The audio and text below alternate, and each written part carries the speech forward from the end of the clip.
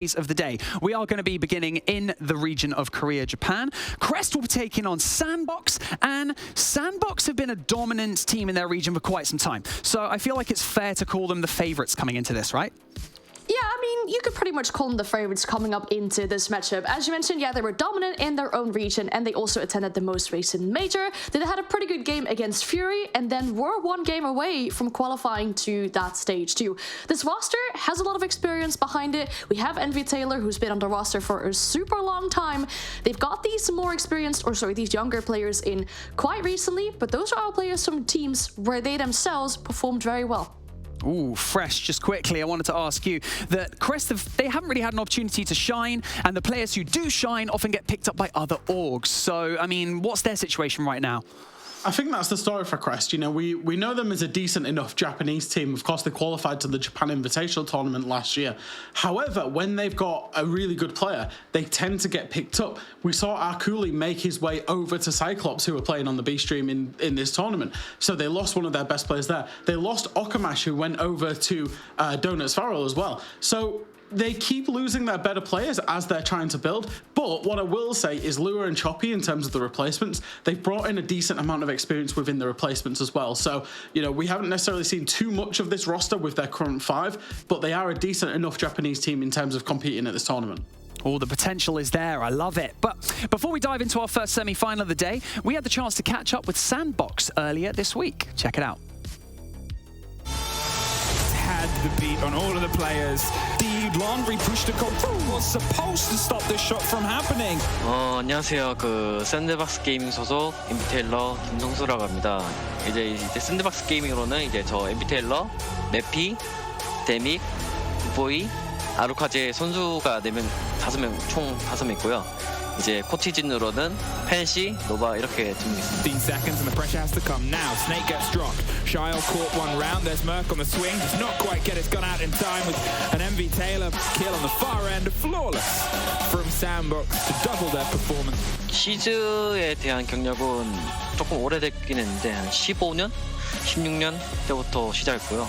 이제 그때부터 지금까지 한 7년 정도 한 것 같고.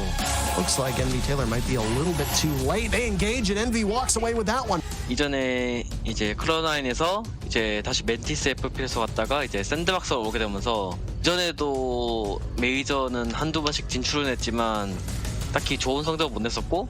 In the meantime, Envy Taylor's making friends at the top. He drops the shield at the worst possible time. 이제 샌드박스 들어 첫 번째 메이저가 이제 스웨덴 메이저 It's Code and Katsang. They're still holding back. The diffuser's been picked back up. He's ready for the swing. He gets the double kill, and it is now Damwon Kia who are progressing to the semi-finals. 지금의 디플러스 기아 이제 그때 다번 기아를 만나서 패해가지고 최종 성적이 이제 8등으로 마무리했었고 저번에 디플러스 기아가 갔었지만 이번엔 저희가 무조건 가서 디플러스보다는 조금 더 좋은 성적을 내고 싶다라는 그게 가장 좀 추진력이 되지 않았나 싶습니다. Dropped in the trade and behind the bar, they're going to see if they can get a quick stick. They have no choice. They've left it behind. Yas is going for a bit of a cover. C4 locks off Coated and SANDBOX open up with the first round. 그렇게 지금까지 줄줄이 이제 최대한 이제 뭐 에펙 노스나 이제 지금 있는 블라스트에서 있는 이제 한국에서 하는 이제 대회에서도 꾸준히 활동하고 있습니다. 15 seconds. MV Taylor, 3 people to get through. He's outside the building and the door. He's able to put the fire into the first. Doesn't get the lockdown. 이제 이전에 했었던 플레이어 롤은 이제 팀에서 전부 다 그 굿보이 선수만 빼고 다 교체가 되었거든요. 원래는 제가 플렉스였고 이제 바뀐 포지션으로는 이제 굿보이, 엠비 테일러 이제 엔트리로 맡게 됐고요.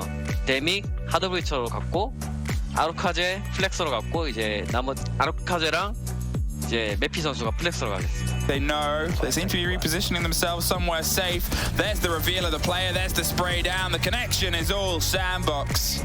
이전에 있었던 이제 포지션을 막 많이 갈아엎는 것을 많이 연습해봤는데 이전에 했었던 좀 딱딱한 공격식보다는 이제 조금 다채롭고 화려한 공격식으로 많이 준비하고 있었습니다. It's 2v2 as Envy doesn't go to heaven but drops downstairs and gets a kill through the flash. What is that? Walks away into a 2 versus 1. Lagon is all that's left alive as Arakaze and Envy may have just given SANDBOX their third round in a row. 샌드박스 게이밍의 제가 생각하기로 강점과 약점은 일단 강점은 이제 과감함이라고 생각했었고요. 이제 약점은 조금 꼼꼼하지 못한 점 이렇게 볼 수 있습니다. Good boy. Flickers of health, is holding onto an angle as explosions, cacophony around him. Misses the drop on the first, but catches the second and the third, technically. But then Taylor finding the end of it. 오래 하다 보니까 이제 제가 어떻게 상대가 하는 방식도 많이 알게 되고 하다 보니까 이제 이 팀은 이렇게 하더라, 저 팀은 저렇게 하더라 예측이 가능하고 새롭게 들어온 선수들은 그 대회 경험이 적다 보니까 많이 긴장하게 되고 쉽게 이제 막 당황하기도 하는데 이제 오래 하다 보면 이게 적응이 돼가지고 좀 편하게 되는 것 같습니다. Into it, tucked around the corner, waits for the movement, pre-fires the angle, gets the kill onto one, gets returned. 2 versus 1, Grizzlies in sight, caught reloading. SANDBOX, third round. 두 팀으로 나뉠 수 있는데 좀 전에 말했던 G2 esports 이제 또 말하면 이제 저희가 예선을 올라가면 만나겠지만 이제 그 저희가 코펜하겐 메이저 때 이제 팀 팔곤스랑 만나서 국경에서 졌었어요. 그래서 이제 게이머스의 8에 예선에 통과하고 올라가서 이제 G2랑 이제 팀 팔곤 팔콘도 만나서 이기고 싶습니다. It's a very difficult site to push into in the late round if there are defenders still entrenched, and that's what you're starting to see here. 1 for 1 will suit SANDBOX fine. They get 2 for Nondes. They close out the round, and it's 2-0 on the scoreboard as well. 이제 게이머스 8에 일단 예선 통과하는 게 가장 제 최선의 목표고 이제 가장 바라고자 하는 거는 이제 게이머스 8에서 준수한 성적을 내고 이제 플레이오프까지 진출할 수 있는 그런 기회를 줍니다. SANDBOX putting a target on the back of G2 and Team Falcons. Go big or go home. I love it. Fresh. Let's talk about SANDBOX. Being named pretty much as a Korean super team, right? How have they got that reputation, and is it working for them? I think when you look at the SANDBOX evolution from when they were Cloud9 into Mantis as to how they currently are, it's fair that we can call them the super team with the way that they've done their transfer business. If you look at how they've done their transfers, they've actually brought in 2/3 players that were star players of their previous rosters. Now, Arakaze was the first player that they brought in from T1. He was pretty much a star player on that roster that was a lower end APAC North team. That roster, T1, then became Spear, and Mephi was the one who stood out and was really carrying them. So SANDBOX brought in Mephi. They've also got the prodigy of Good Boy, who was, being compared to Spoit and Bolo in terms of how good he was at the time. And then I think the final piece of the puzzle was bringing in Demic, because when Demic came into Talon in Stage 3 last year, he really made them a whole team, made them start pushing as a team, made them an all-round better team. And I think SANDBOX, that's what they're looking for with bringing Demic in, is that they've now got this roster where everybody's been a star player, but then they've got the whole team kind of tied together by Demic's presence. Oh, I mean, let's stick with SANDBOX just briefly. I mean, Envy Taylor said in that video that the gravity of the occasion, the gravity of the situation can really get to players who maybe aren't as experienced in especially LAN competitions. Could we see that affecting any of our players in this competition? I know they're competing from the comfort of their own home, but, it still can get inside people's heads. Yeah, exactly. As a younger player, you're way more inexperienced when it comes to playing competitive. You're probably down in the rank trenches, you have more experience with that, and there's a lot less on the line. I mean, obviously ELO's on the line, but it's not as much as, for example, money towards charities. And I feel like they have Envy Taylor on that team, who obviously has so much experience and can be kind of this leader model for these younger players to kind of shape them into how they fit in towards this team. Yeah, Fresh, he's also mentioned how he's trying to spice up his attacks. I love his turn of phrase there. I love using the word spicy. But, he says he's not particularly, meticulous or strategic with the way they play it. It's just is this just like a run and gun type of team? And I think that is kind of the SANDBOX paradox, right? Is that when they play domestic, when they play inside of that Asian Pacific region, whether that just be inside Korea or in a wider region, you know, like playing against Japanese teams, they can often rely on their individual gun skill. So it has been a problem for them where their individual gun skill, their kind of run and gun, as you might call it, has been better than a lot of other teams domestically. That gets them to the international competitions. But then when they get to the international competitions and the strategy might not necessarily all be there, that's where they get showed up a little bit. But it was good to see that he is absolutely aware of that weakness and they are working on it. What do you feel like Crest are going to have to do in this situation, Anne? Because, you know, they're up against a kind of a behemoth, a Goliath team that kind of sit in that region. What are they going to have to pull out of the bag, really, to do this? Maybe they have to be a bit more strategic, meticulous about the way they do things and let SANDBOX make the mistakes. Exactly. I feel like a really strong factor they have is that they have Choppy on this team, who is a former Fnatic player. This roster in general, or this team in general, have been playing in the Japan region for 3 years, never really made it to the top, but their more recent performances are looking a lot stronger. They were first in their own group in the South Korea League, where they beat Scars, a team that made top 8 at the Blast Copenhagen Major that we just had. And this team can really, in those late rounds, just have those explosive attacks and really go for a side execute within those final 15 seconds, making them very unpredictable. We're going to get this show very, very soon on the road, but let's have a quick look at the vetoes that have come in. Let's have a look at these maps. Fresh, let's kick things off with you. Are these the right decisions made by our teams, and what could possibly go wrong in this setup?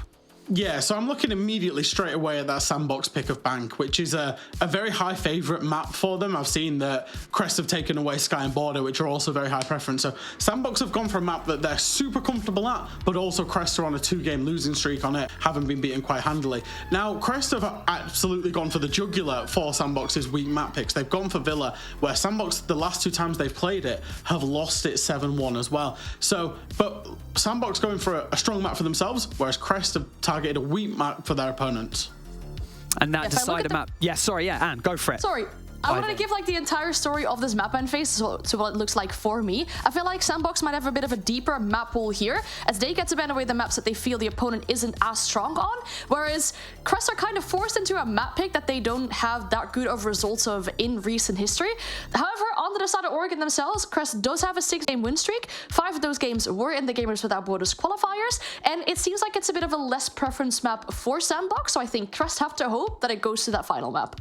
Ooh, okay, well, we're also going to be touching on the fact that Cyclops will be facing off against Talon on the B stream as well at the exact same time. So when this match is over, we may already know the regional final match tomorrow, which will be a best of 5.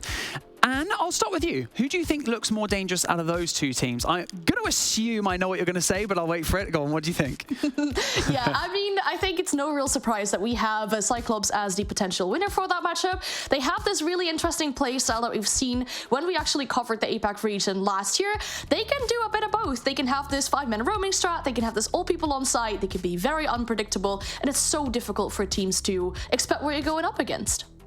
Fresh, we talk about play style as well. Let's talk about this region. Let's focus on it right now. The play style in this region, you know, you have Cyclops and you have SANDBOX who, you know, they dominate and they have quite this frantic play style, don't they? But it just doesn't translate into international competition when you go up against teams from EU, teams from NA. It's just, they seem to struggle. Why is that? I think it genuinely is that there is a big disparity in the region between, like, in terms of there's quite a small player pool and there's a big disparity between top and bottom. So Cyclops, SANDBOX, some of the top teams have been able to get away with not necessarily, like, their mistakes don't get punished as hard as they do internationally. And when your mistakes don't get punished, you can continue making them but still winning, right? And then as soon as you get to an international standpoint and you're playing your top teams from EU, your top teams from NA, your top teams from Brazil, they will then punish and exploit those mistakes every single time. So I think it's kind of the same thing for the teams from the Asian Pacific region to learn. And then also when they go to the international events, scrim as many teams as they possibly can, practice as many teams as they possibly can, and they will get that experience, and then they'll stop committing those mistakes and, you know, eventually raise that level. Ooh, okay, so let's focus on the semi-final at hand for now. Anne, I'm going to come to you first. Let's go with your prediction. What do you think the series score is going to be? Fill us in. I feel like like the first two maps might be a really big advantage for SANDBOX, so I think they might be looking at a 2-0 scoreline. As I mentioned before, that decider does look really good for Crest, so if it goes to a decider map, I feel like it could go both ways, but I'm looking more towards the 2-1, 2-0 for SANDBOX. I like that you're giving the viewers just like a little inkling of like, this could go to map 3. Fresh, are you going to say this is going to be a 2-0, or what are you thinking? It all depends on the map 2 of Villa, because when SANDBOX have last played it twice, they played it up against D+Clear and M&M Gaming at the Major. They lost it very, very comfortably both times. It was 7-1 both times. So it's not even like it's been a close map for them and that they, you know, they can right a few wrongs. They've had a lot of wrongs on that map. So I was kind of surprised to see it through the veto. So for that reason, logic would tell me that we go to a map 3. And like Anna said, it probably favours Crest if we get to Oregon on the map 3, because they are very comfortable on that map. So I'm going to give you a little curveball. I'm going to say Crest 2-1. Oh, we could have an upset on our hands. I like this. Right, the predictions are in, the maps are set, and our teams are almost ready. So it is time to go over to your casters. Please welcome to Gamers Without Borders. It is Demo and XR Troika. Thank you very much indeed, Barney. Welcome to the Batcave. Demo and myself are going to be taking you through this first best of 3 here. Demo, the desk seems fairly split. Seems like they don't know which side they want to fall on. Maybe they're sitting on the fence a little bit with this one. Don't like fence sitters. Say it how it is. That's the way I do. Question is, who's Batman and who's Robin out of me two? Or am I Alfred? Can I be Alfred? Because he's always there. He's a stalwart butler, you could say. We could go for an Alfred. Yeah. I mean, we still need a Batman and a Robin, though. We're still a couple of characters short here. I think you're more of a Joker, aren't you? Ah, brilliant. Brilliant indeed. Well, let's put some smiles on some faces today, Demo. It's been a while since we've been on the cast here 102 together. days. 102 days. Did you work it out? Maybe. I actually went for a little bit of a look-see just to see if I could figure it out, but I couldn't find the last one. But I believe you if you say it. Let's get stuck in now to our game here. We've got SANDBOX versus Crest. Now, looking at the face of this game, Demo, we're looking at a couple of teams here that obviously we've seen SANDBOX in Copenhagen. We've seen them very recently. Crest, on the flip side, a team that is without doubt the underdog in this matchup. But that map pool veto, it sort of puzzled me a little bit. And when you listen to the way that Ann and Fresh are breaking it down, they're talking about preference maps and where teams are seeing particular win streaks. I was kind of surprised to see Crest not pick into that Oregon as the second pick. And instead, they've almost gone for that gamble of the theme. Yeah, Fresh didn't seem too convinced. And I think me and you will both agree that we'll believe Fresh because he's fond of the old stats, isn't he? And whenever I say he's fond of it, he literally sits there all day. The guy, honestly, I don't think he's left the house in years, honestly. So I'm taking whatever he's believing because that's all he does. He's good at one thing, so I think we'll back him on it. Well, we've got to back him on it because he is the stat man, and therefore we've got to back him too. And Anna as well coming in there. So going to be moving into our first map here. And on the face of it, you expect SANDBOX to come in here and you expect them to put on a little bit of a show. They're the team that, you know, go out there and almost poach all of the best players. They try and build this sort of god squad around, you know, the Envy Taylor and some of the more experienced players on that roster. And then Crest on the flip side, you know, it is a team of up-and-comers. It is a team that does tend to lose out sometimes in those roster trades. But looks as though we're going to be heading on into our first map very shortly. It is, of course, going to be Bank. One of my favourites, Demo. Fantastic map for a best of 3. It's, I want to say it's a little bit hit or miss sometimes because I think playing a good bank, finding a good bank team, I think is difficult because it's not one of the, you know, the easier maps to play per se, because I think there's a lot that can go wrong. It's a big map. You need to make sure that you're good in the refrags. I think one thing I've seen teams struggle on a lot is just building up these massive man advantages and not really being able to pull a fight back. So that's the only thing I would say about bank. You need to make sure you have that team synergy, have that chemistry locked and loaded. That's why we see some of the best teams in the world. If they take a bank, you know they're good at it. What a set of bans we've got here. Yeah, it's run of the mill. We've gone from pretty standard. Yeah, but it just makes it, you know, you look at this set of bans and you think, I imagine this set of bans 6-12 months ago, it wouldn't have existed. You know, you've got Azami removed, you've got Solace removed, which means in turn you've got the Mirror, the Valkyrie, all the good stuff available to you on the defense. We've gone from a Monty into a Nook ban. No hard breach bans. Monty ban's actually quite good, mostly because Monty is he's actually quite a bit of an issue whenever it comes to open area, for example. Open area for that bomb site, as a Monty, you can just walk in the kitchen and plant behind the table. And I've looked at that strat so much, and I just think it's so busted because how do you stop it? That's been like the go-to over the past 6 months, is just walk in and plant, and there's very little you can do against it. So I think the Monty ban, yeah, I think for SANDBOX, you're taking away a very easy strat that every team under the sun is running. So it's going to make Crest kind of stretch their legs a little bit more, and it really shows them what they're made of. Absolutely, and it puts a little bit more pressure onto this basement site as well, given that you've now got all the tools available to really get the job done here as an attacker. It's not like we've seen a Cade banned, or it's not like we've seen, you know, any sort of hard breach banned. You have got that potential to, you know, bring the Thatcher if required. Looks as though Crest are going to bring it here anyway. Not strictly required, you know, you're looking toward electronics. There are a couple on the side of SANDBOX, but we're not looking at any electrification that would stop a breach getting opened, for example. So that job should be fairly straightforward. Looks as though there's going to be a bit of a focus here on a top-down clear from Crest. Not entirely sure at the moment if there are any significant roaming presences out on the side of SANDBOX here. You would like to see some form of roam presence in towards open area, but if they just want to go for the turtles, you know, kind of strategy, by all means. You have the Smoke, you have the Goyo, which are the big two. Echo, you could probably argue a better fit than Maestro, but each to their own. You know, Echo and Maestro fit a very similar role. It's just, it's going to be a lot easier to kind of get rid of the Maestro cameras and trying to find these Echo cams. Do you know the Echo cam? It's the one underneath the table inside a server, inside a CC. That's a really tricky one to deal with. I don't know if you're accustomed to that, but yeah, you can't nade it, you can't get rid of it. That's where I think I prefer the Echo, just because of that one position you can place an Echo cam. But yeah, like I said, it'll do the same job essentially. Kind of comes down to player preference at that point. We're starting now to see the hatches get opened and a little bit of an exchange of utility going back and forth through.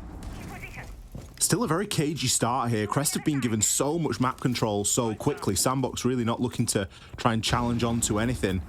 Love that use of the Thatcher there just to remove the ability for the ADS to catch that nade, but quite rightly, we do see the player just drop back a little bit further. MV Taylor gonna get droned and cloned here, as he does take a little bit more of an aggressive position. But with this back hatch open as well, SANDBOX have got to be cautious because they're kind of vulnerable from all sides here. Only one nade, which is probably the worry for Crest. You would like to see another operator, maybe instead of the IQ, but hey, maybe they're fearful of the Echo, which I mentioned before, and also the Valkyrie, which could have been an option for them. But see, clearing out that guy in server now with only one nade ollie, that's going to be really difficult. I'm not liking the pace of Crest right now. I think you should have server by now. 30 seconds to go. It looks as if they're going to try and go for the backdrop ollie. That's what they're after, but without garage control, that's going to be really difficult to take advantage of. Especially when you look at what's still available for SANDBOX here. They've got 2 Toxic Babe canisters. One has just been sent out there now. The Flash just going to get caught on top of the lockers. We're going to see Eclair drop straight into that Toxic Gas, taking a ton of damage. As he does able to move on through. MV Taylor picking up the first kill, but they start to flood in now. Look at Good Boy go. Whiskey finds a consolation kill, but that's all it will ever be. SANDBOX setting down into the site, really bunkering in to the advantages there in that locker site. Oh, I thought that looked good from, you know, the kind of opening half. Droned, got control, opened up hatches, had everything they needed, and then they froze. They literally froze. I mean, we were making, I suppose, Batman references. Ollie, Mr. Freeze is in the building, and he's called Crest today. I don't know what to say. It looked as if that they panicked because they realized that, hey, they didn't set up the default shield on top blue, which is where, you know, we seen them throw the nade in, hoping there was going to be a shield there, but they actually placed the shield inside a server, realizing then that, hey, we don't have any EMPs, we cannot disable the ADSs, we only have one nade, we barely have any burn because you're bringing your breaching charges and IQ, breaching charges and Thatcher, hard breach, gadget and buck. They don't have enough utility to actually burn through the server guy. Then they say, oh, let's just drop the backhatch. But you cannot drop backhatch unless you have garage. If you have garage control, you shut down the bomb site in half.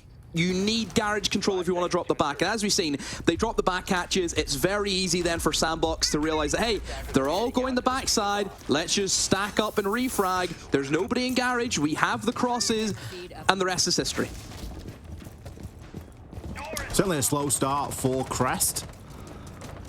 We'll have to see how the game develops and whether it was just a little bit of an anomaly, a little bit of a slower start, or if it is going to be a consistent theme. I'm a bit scared, Ollie. Why are you scared, Demo? Because I'm just sitting here thinking about Batman puns. I blame you for this. I mean, we can roll with it. We'll try. I'll see what I can do. See what you can cook. SANDBOX successful on the first site. Obviously going to have to move things up somewhat, and we're seeing a little bit more of a switch up here in the Roman presence. The one time you don't bring the IQ. Look what you're against. Yeah, you got the pulse and you've got the... I mean, this is the problem with the Solace and the Azami ban. Obviously, those two bans in themselves are fantastic. However, it just frees up the field. And as the defenders now, you can just say, if we want to play aggro, if we want to play information, we can do both of those things. And judging by how slow Crest took to actually, you know, clear anything substantial in the first round, you can say, well, you know what, let's give it a go. Let's just put a little bit of pressure out there on the map and waste even more time. The Ying is going to be used to get themselves in towards the top floor, but they actually lose the first engagement. Only down goes Iana. The set of nades gone. A bit more burns, so those nades could have been used. Well, there isn't actually really any Jaegers or Wamais actually on the side of the defense, so losing that early utility without any kills is a bit of an issue.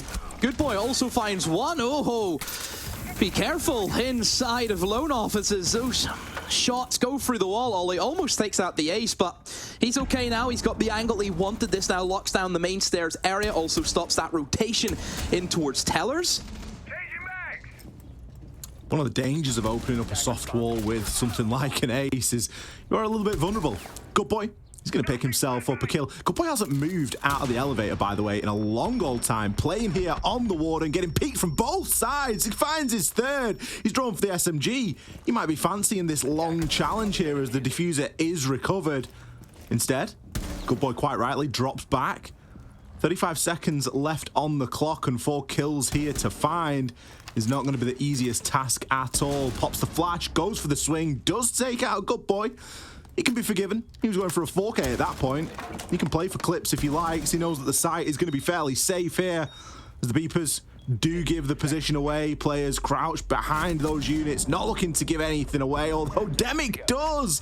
Slowly but surely, these players are being whittled down, but the time is also ticking, and that is likely going to do the job here for SANDBOX. We do see a last-second challenge there, but in no danger of losing the round. Yeah, just another poor round from Crest that looked as if it was starting off well, ready for the executes, and then just bang, nothing comes off it. They lose that opening engagement again, losing the nades early on. Yeah, it's a worry. You know, these worrying signs, these... You know I'm a fan of the basics. And I think whenever you're not using the utility right, which is, I mean, am I overcomplicating things? Is that not pretty basic to know that you should not die with nades? I mean, or at least bring two sets. I think that's something that we could agree on, yeah.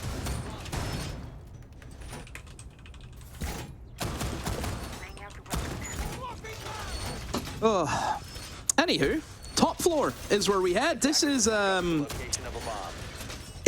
It's an uneasy site for me, mostly because I think with Ossa up, it's very difficult to really play against what the attackers have going for them, and also with Ying up as well, Ollie. There's a lot of issues, but Crest not bringing, I think, the best lineup that they can. Now they're picking that IQ again, Ollie, but But there's no Valk this time. There's no Pulse this time. Sure, there's an Echo, but I don't know. It just looks as if they're being ran in circles around right now by SANDBOX just off the picks. Are we playing an alternate version of the game that's like 12 months old where we don't have something called 6-pick? Because surely the idea is quite simple and well known at this point. You put a cam in lobby, you can see a Valkyrie from a mile off, because if there's a Valkyrie in the team, there'll be a cam in the lobby. That is, if there's one thing you're guaranteed in life, it's that. For anyone unfamiliar, you can now 6-pick from attackers during that prep phase. So everyone, by the way, not just one person. Everyone. Yeah, everybody can. So if you get your drone out there and you find out, oh, hey, they're running this. Very specific. We want to try and counter it. We're going to try and bring that. They're running a Valkyrie. They're running a Pulse. You can make sort of, you know, changes. Make things easy for yourselves. IQ outside lobby, I think, just finds the pick on the Envy Taylor, perhaps challenging from Banana. I believe that's where he's died from. So losing the dock early on. Is this maybe where SANDBOX are maybe a little bit too confident there, Ollie? Because, you know, a dock just out there in the wilderness, losing that life early on, it just kind of screams that, hey, SANDBOX are just kind of running around. That's what it feels like. They probably feel like they can, though, at this point, right? I guess. But you have to be careful. Upsets happen. SANDBOX are in a position at the moment where they've not lost two, you know, they've won 2 rounds very convincingly. First round, time largely did everything, and it was a very slow push from Crest. They kind of made a bit of the wrong call, in my opinion, of which side of the site to push. Second round, to get demolished on them. So I think you could be forgiven for SANDBOX for thinking, yeah, we could probably just try and run around for a couple of these rounds here. Let's try and get a little spawn peek. Let's try and play aggressively. Needs to hit this nade on Guy and Janitor. It's a tricky position. If Janitor is still in control of defense, ain't nobody swinging in the windows. And he only has 1 nade to do, Ollie. This is a go big or go home moment. You can see that everyone from Crest are fixated on the player inside a Janitor. But the time, Ollie, it's slowly ticking down. There hasn't been too much action, really, since that first opening gunfight. Crest, again, just seem to be scattered around. Not a lot of movement. There's the nade. So crucial that he got that kill with that nade. Massive pick from Crest. Now that's going to open up the entire bomb site, Ollie. We do have a couple of players out here on Repel. The diffuser. You can swing in. Is in Eclair's hands. He's going to look for a little bit of a swing in now. Probably just going to try and get a plan down behind that CEO desk. Good boy, the next to fall. This is better from Crest. They may have taken their time, but they are slowly but surely getting the job done here. Under the cover, the diffuser will not go down. Demic is able to take him out. That is a big slip up there. Eventually, one more kill found, but Arakazu, what you got to do is try and keep yourself alive. Not sure if he has a yokai drone left. This plant will go down. Crest managed to salvage it. Whiskey, he's going to close things out here. The cover wasn't good enough the first time, but second time, clearly the charm. Close at the end. A little bit worried there whenever you see the diffuser be stopped with only about 5 seconds to go, Ollie. It's signs for concern. However, Crest, good rounds. Being able to target what they needed to, nades from below, making sure you can kill the guy inside of Janitor. Yeah, that was a massive pick, Aspie said. As soon as you lose that Janitor, there's nothing stopping the players just swinging in. Look what Eclair did. As soon as that guy dies, he's straight into the bomb site. So yeah, bare fundamentals from Crest. They knew what they wanted to do. It's a good thing that they hit their nades, because if they didn't, Ollie, then they would have been in quite a pickle. But they make it happen. But now they have to go downstairs, and this was a very bad attack for the most part for Crest. I would like to see them just go server, bring more nades. That's only bringing 1 set of nades on bank is crazy to me.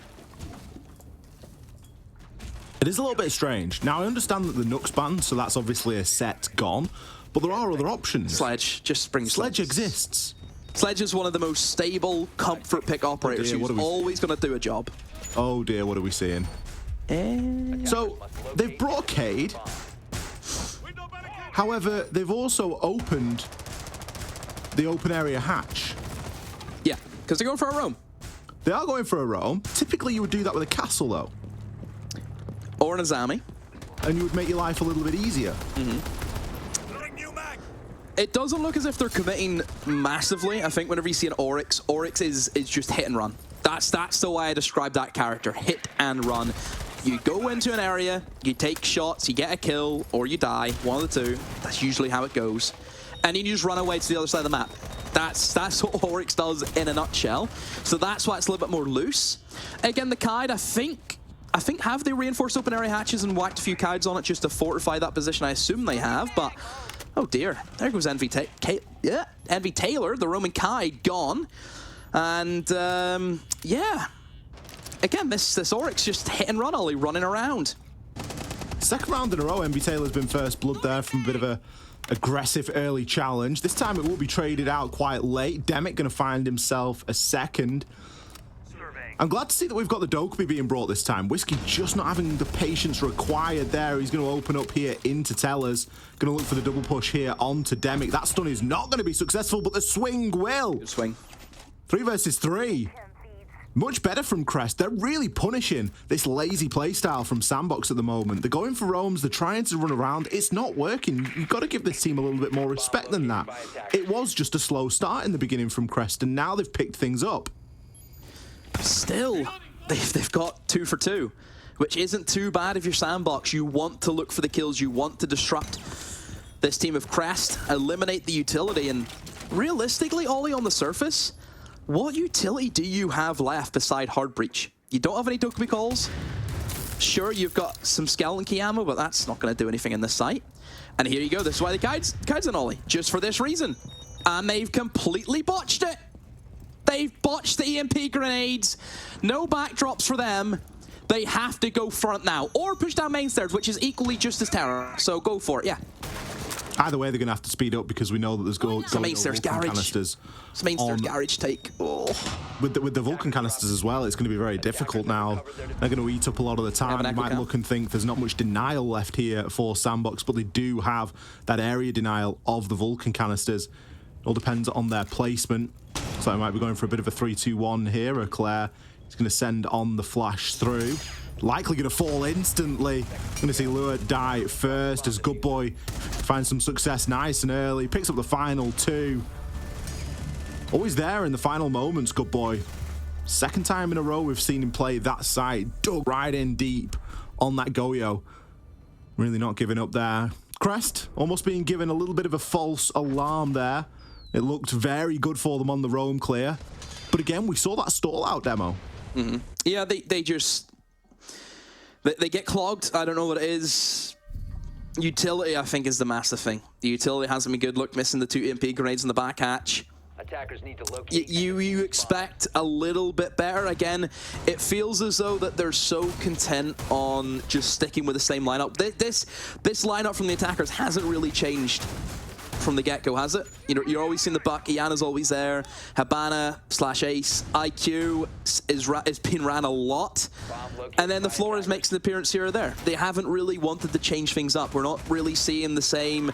You know, I think Glaz Ying has been a great combination for the bottom floor these days. You know, I think that's been really highlighted in terms of what some of the best teams in the world are doing and just causing that kind of chaos. There's not much chaos on the side of Crest. And you may think, oh, but who wants to play Chaos? That's the style. That's the meta at the moment, Ollie. It's just a complete cluster. Objective is to defuse a bomb. 3-1, Crest. They've been good for 1 round so far. Previously, when we saw this site, it was an extended roam on the top floor that really won it for SANDBOX. Looks as though SANDBOX did nothing. They just sat. Very similar. It's too easy. So I want to see improvements. And again, this is probably where you're sitting here thinking, damn, they wish they had the Monty now, don't they? Great ban. Just for this site. Great ban. We love a panic Monty pick. It's not even a panic. He's just blatantly busted on this one attack because he just walks in and he can't do anything. And ain't no one, like... I mean, I say ain't no one running the smoke, but they are running the smoke, but it's very rare you'll find a smoke on this site. I'd like to see a little bit more Dokkaebi run by Crest as well. They brought it around in the previous round, sorry. But it would be nice to get that Dokkaebi in the action again. It's a popular pick for a reason. Especially when you're trying to hunt those roam clears and you're trying to go for that coordinated push. Mm-hmm. Valkyrie will be out in play this time, but hopefully IQ can deal with the majority. We do have a Flores as well to assist with some of that soft destruction, some of that angle opening. They know where they are. Plenty of pings. But A minute 30, still haven't really gotten to the building yet. There you go, you've lost the first pick. Once again, it just feels like a stall out. Like, look at the Hibana. Why was this not done a minute ago? Why was this angle not opened up a minute ago?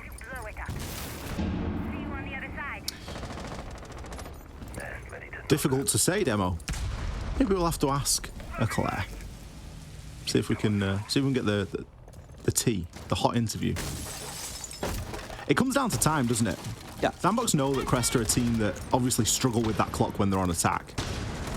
And they're really just exploiting that for all it's worth right now. Mephi going to find himself a kill onto that Eclair, so anything that was opened is no longer. But you see Good Boy, he will fall this time. But look at the damage that's been done. SANDBOX, 4 versus 2. Mephi, the only player that has suffered any sort of damage whatsoever. And still, we're getting players dry peeking these angles on the top floor because they still don't know if it's entirely clear or not. 35 seconds left on the clock. And what have you got to play with? 1 flash? 3 soft breach? It ain't a lot, really, in the grand scheme of things. This top floor roam is very successful for SANDBOX, and it's likely going to credit them with another round here. It's just the utility. That's it for me. I don't think they're bringing the correct operators. I understand why they're bringing the IQ, just because of Alcams, which I get. But I think, again, this is another good idea that you mentioned is, yeah, just look at this, the smoke covers it off, was about the Dokkaebi. If you kill a guy, you hack into the cams, you'll see where the Valkyrie cams are in the first place. Well, there's just so much value, isn't there? Think about what the Dokkaebi's going to bring you. The Dokkaebi could, in theory, remove the IQ. Yeah, you get a Gon 6 with Dokkaebi as well. Another great little piece of just, yeah, pop a shield, whatever you need to do. And again, SANDBOX haven't shied away from playing shields. It's been, you know, it's kind of their bread and butter. How many times do we see a Wamai and a shield combo from this team? All the time. Round number 6 then. Final round here for Crest to get one on the attack. And then, of course, they will switch sides onto the defense. Who knows? Maybe a favoured side of theirs. So far, their attacks haven't lit up the world, Demo. And again, more issues that come with the bans that have been brought, the Solace and the Azami. I'll keep coming back to it whenever we see anything that's, you know, potentially a little bit risky, a little bit sometimes removed. Mephi, he's going to be on the mirror this time. Now, he's already placed one that looks on into CEO. Looks as though he's maybe going to place another, potentially in and around Janitor. Now, the Janitor player was dealt with a vertical nade last time. However, there's still only 2 vert nades, or 2 nades, should I say, that can be used as vert nades. Are they specifically only can be used from? That's all you can use them for. Does he get penalized if we see any other form of nade? Basically, whenever you pull the nade out, it sort of locks you from throwing it anything lower. I see. Yeah, it just locks where you're looking at. You have to look that way now. You look up, that's where it's going now. Yeah. See it. God, it's a good thing you're not balancing the game, isn't it? I've got a good theory on vert nades. I think they're terrible. You think they're terrible? Yeah, I really think they're underrated because they're so hit and miss. Mate, CJ's arrived, everyone. Got to be so accurate. CJ's here. I just think they can be used better in other ways. Oh yeah. Navi Nation charm. You'll see those every day. It's a throwback. We say throwback. Now, I think. It was November, but yeah, throwback, I guess. Anywho, these mirror windows, it's going to be a tricky thing. 100% that's going to be the issue. Realistically, with no mute on board, it shouldn't be, because Ace can easily just walk in and throw the Ace charge at it. That's kind of how it goes. But again, we're seeing these nades from below. This is what we expect to see. This is the way that Crest have wanted to play. It's the only round that they've actually won is playing like this way. But you would assume that SANDBOX, they're going to be geared up for that. I would have actually loved to have seen Good Boy go below and actually sneak a Wamai charge downstairs inside of Archives, just for that specifically. I think that would have been a genius play. I'm surprised that SANDBOX haven't tried to directly counter it, to be honest, because it's exactly where we see Tyopi getting himself straight into. He's made a couple of little holes, he's got the pings, he knows exactly what he needs to do. This time, not going to be successful with the first. Is anyone on the windows? Somebody should be on the windows, so if he moves, you can kill him. Big issue here for Crest. They're too late. Look, the IQ's only getting on the window now. Bit of a miscommunication there, Ollie. You should have had someone on the windows to cover it as that mirror moves away. Second nade comes through, and I'm Oh my not goodness. even entirely sure if we're going to see the mirror windows popped due to those holes that are now in the floor. Obviously, you can still just shoot on through. Pressure is being applied from the windows, but as you say, Demo, it's not really working out. Eclair's going to be the first to fall. So any more hard breaching that needs to be done won't be happening here in this round. Mirror windows so up Lua still. is setting himself up for a nice lineup here. Oh dear. Oh, he's not going to find the angle, though. Here. It's all over the place. It is all over the place for Crest. They are trying to fire in Sophia charges to counter a mirror window. That's actually a good swing from Whiskey, but look at the cover from Demic. That's why they picked him up, Ollie. We seen that guy back in Talon. He was a great little player back in the day, and yeah, obviously you can see why SANDBOX picked him up. Great gun skill there with that Roni. Good cover in the mirror. And just honestly, SANDBOX, they don't even look phased this game, Ollie. They'll probably be sitting there thinking, this should be more difficult. This can't be this easy. Apart from the one round that they lost, SANDBOX have not been pushed at all.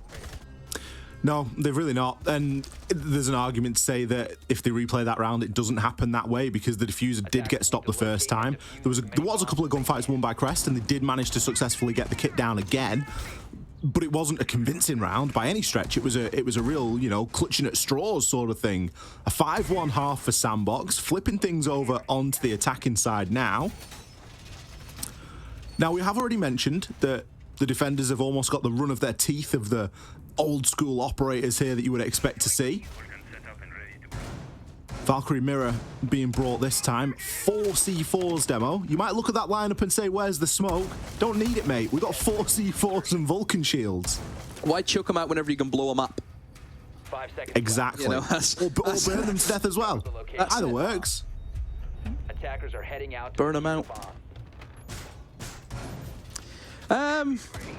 Yeah, I mean, I think they're probably going to go for a bit of a soft roam. You can see the Valkyrie was upstairs setting up some reinforcements. And look how quick Good Boy is in the building, Ollie. He is immediately in the copy window. And he's done. He's gone. Look at that pace from Good Boy. It hasn't paid off. But, oh boy, that's a quick start. Look at Envy Taylor in server as well. He's already burned a Goyo canister. What's going on? Look at this! Folks are moving quickly here. Mephi, he swings in and finds himself a kill. Never thought I'd be back here again. I thought I was on the East Coast. I thought I was loving life, but nope. They've dragged me back here again. Back into my pit. Envy Taylor's going to go for this swing here. He's got the info, knows, but the player does just manage to get behind the mirror window. Whiskey getting away with it there. There's a bit of an issue that I can see right now for SANDBOX, and that's the fact that they lost Good Boy. And the reason why losing Good Boy is so instrumental is now they don't have the Ash to open up the soft wall on server. You know, the wall that you would open up to go for the default plan. They can't open that up now. That's going to be a bit of an issue. Obviously, sure, they can use the Habana pellets, but you want to make sure you can have those big, long lines of sight, and you would hope that your Habana would be using it on the hatches, so there maybe wouldn't be as many left to really open up that wall. So yeah, losing the Ash is a bit of an issue. You can see now that they're going to have to try and get in a position where they will use the Habana pellets, but that means they can't really go above. They cannot go above and clear out the players up there. This looks as if Crest should have it locked down just from what I'm seeing at the moment, but then Arakazi does respond with a kill onto the Valk. Don't know where he's pulled that one from, but kills a kill. And all three of them, Ollie, almost stacked up on top of each other inside a server. Obviously, one guy above in Skylight, and they're just going to try and go for the plant. But yep, there we go. Gets burned out. Obviously, C4s are still going to be implemented. Speaking of said C4, Whiskey finds one. Now, Mephi and Arakazi. Oh my goodness, Mephi, how did you get that shot? Now a 2v2. This is tricky, Ollie, but I still feel as though Crest should have enough. Just because of that one C4 that they have, there shouldn't be any issues. Here's the difference, though. Arakazi is going to find himself a kill. Whiskey has to push up now. He's got info on both. Arakazi finds the final 3 Demo. I tell you, the difference there between what we saw from Crest and what we saw from SANDBOX attacking that site was time. SANDBOX had an eternity. They had 45 seconds in the 2 versus 2. They still had a load of throwables. Throwables are still good. Get them out there. It's not just for burning utility. You can flash people. You can smoke. You can cause that confusion. Fantastic round there from SANDBOX. They've really salvaged that one. It's like the opening entries were good, but Arakaze shouldn't have got half these kills, and it frustrates the life out of me. Because why can people not do that in my games? I would love to be in a 2v5 and people just swing me, but no, they're sat patient. There's about 4 C4s ready and ripped behind the mirror windows. Why? Just... I hate casting. I hate it because it's just frustrating me. You love it really, Demo. It shouldn't happen. It shouldn't happen. Crest should never let that slip. In a 4v3 with all the C4s, the Goyo, the mirror windows being untouched, no hatches, no nothing. Literally, SANDBOX were living on a prayer. But and Bon Jovi's came in to get them. Bon Jovi came in that round. They quite literally didn't take anything. They just took server. You know, like Crest, they're giving Bank a bad name. It is meant to be one of the more defensible sites in the game. Not when it's played out like that. SANDBOX, off the confidence in that previous round, it looks as though they're going to be going for something here. We see a lot of players stacked up, a diffuser being juggled around. A couple of exciting operators in the mix as well. We've got Envy Taylor on the Ying. We've got an Ossa being brought into the fray as well.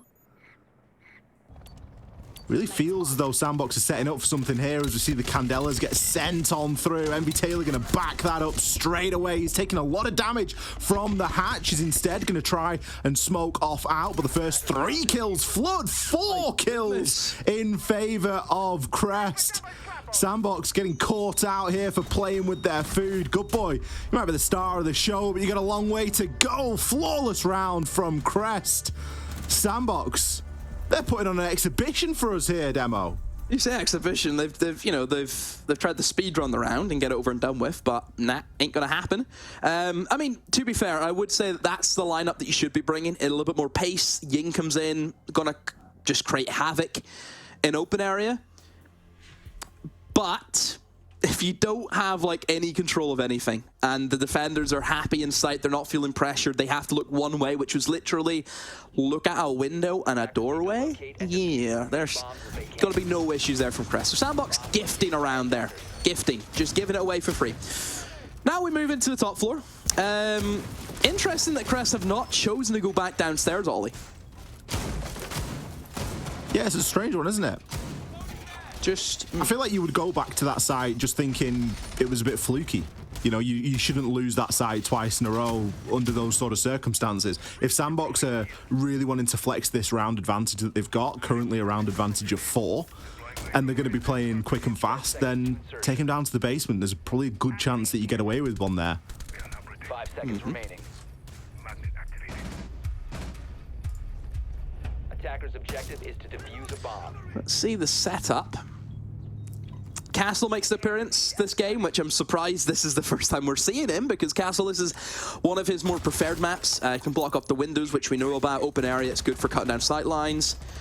Once again, an early entry for SANDBOX, which hasn't paid off, but they have got the refrag. Envy Taylor, has he got a kill from a spawn, from TOP going for a spawn pick? I think he did.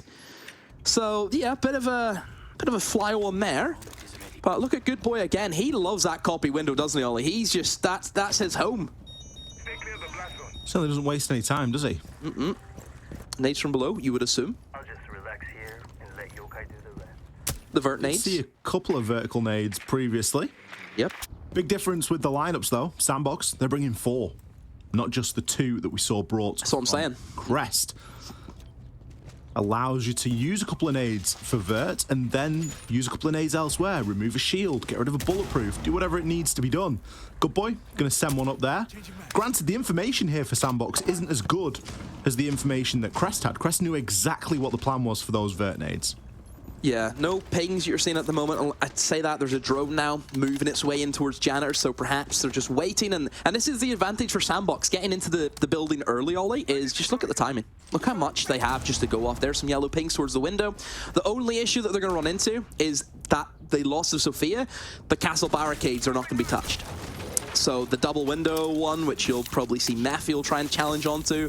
If someone's behind that, they're going to have no issues at all. Damn it, just going to see if we can gather any information. Still waiting for some to be fed down to players below.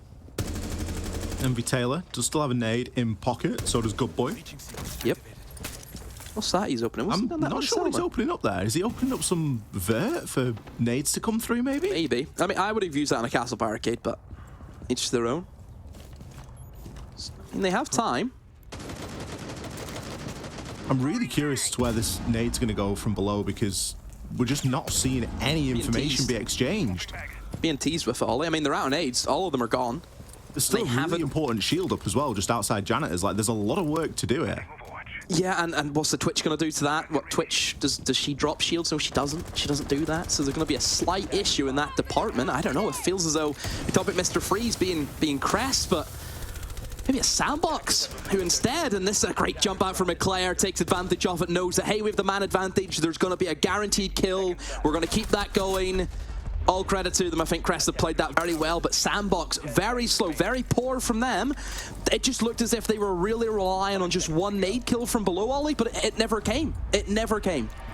I really don't know what the trigger that SANDBOX was waiting for there, because they were going for nades from below, but they weren't searching out that information, and they just sort of got caught in this infinite loop of, well, we can't find the information, so we can't throw the nades, but we can't find the information because we can't throw the nades. It was an entire loop there of bad communication. We've seen a couple of really bad rounds in a row there from SANDBOX. No surprise to see them take their tactical time out here and just try and steady the ship a little bit. I think, you know, 1 rush round is fun. 2 rush rounds, yeah, it's fun. You know, the first one worked, the second one might. But then when it starts to fall apart like that, where we're seeing the round 1 on time, there's a player just hanging out outside because there's nothing he can do in a 1v4, there's a big problem, bit of an alarm bell there for SANDBOX.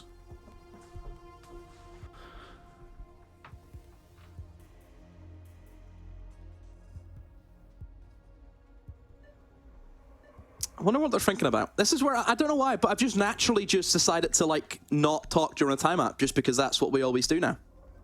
Oh, because we used to listen in. Unfortunately, no listening demo. Nope. I think that the logistics of that would be rather difficult, given that everyone's in a different place. Also, I think it would be quite difficult for us to even understand what would be said if we had said option, because I don't speak Korean or Japanese, and if I'm not mistaken, I know it's been a while, I don't think you've learned that either in about a month. Not yet, no. I don't think you're good, but you're not that good. No, I wouldn't. No, I'm not that smart though. I know a little bit of French. Oh, I know. If it wasn't for you, I would never be able to get around that city. A little bit of French, that's all you need. Yep, sadly. Again, if anyone ever, if you're out with me, if you see me sometime, and maybe we're out in Spain and you need a table for 4, let me know.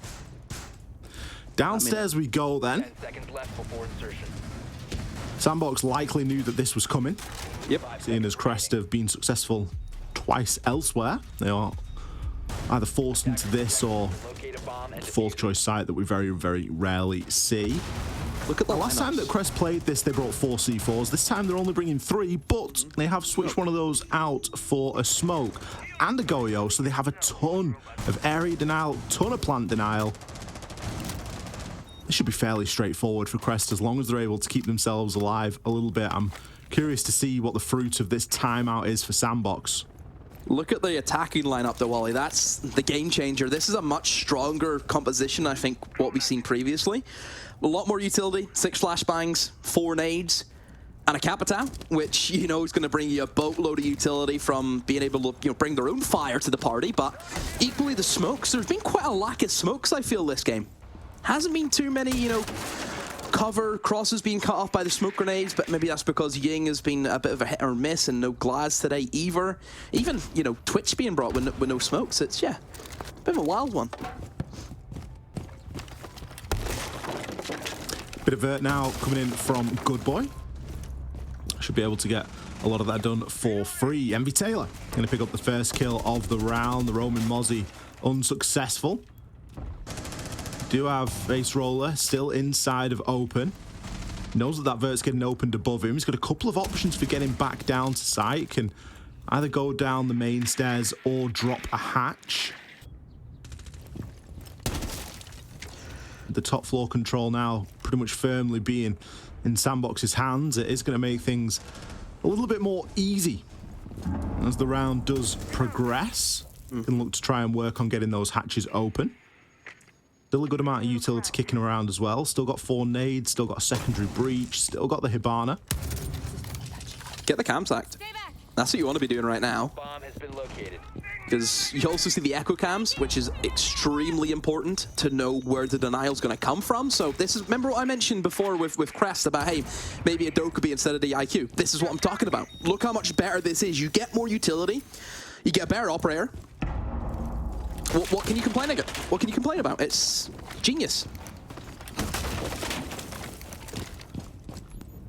Good boy, giving plenty of options there Two for calls left. rotations, but Both calls. realistically, Look at that.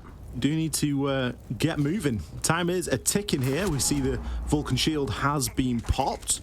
And Taylor just going to look to try and take a bit of a challenge onto that. Maybe get some nades sent on through. Good boy will fall. That's not ideal. You want the sledge ideally to open that wall. Instead, Demic, he's going to go for a straight drop into side. Nowhere to go, nowhere to plan. Out and finding some kills. The final player is going to be hiding away.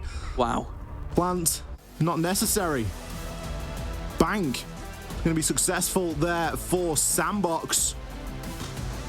Not even needing to get the plant down there in that last round demo. They're just going to find all the kills instead.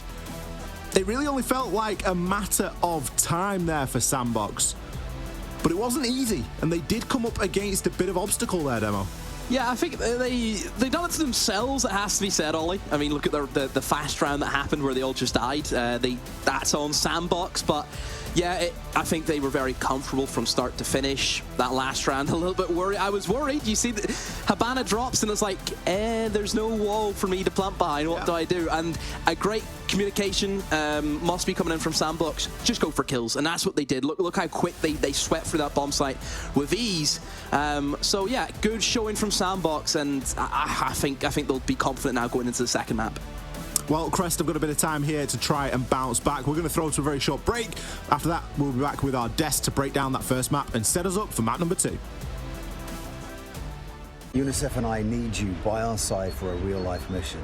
A mission to protect the rights of every child. After news cameras have left, UNICEF is here. Every day, everywhere, but particularly where it's needed most. Did you know that more than 170 million children need UNICEF's humanitarian aid this year? At Gamers Without Borders, many of you have already chosen UNICEF, and I thank you for that. Choosing UNICEF is the easiest and smartest decision you can make, because you're investing in a child. And investing in a child guarantees lifelong returns, not only for that child, but also for their community and for our world.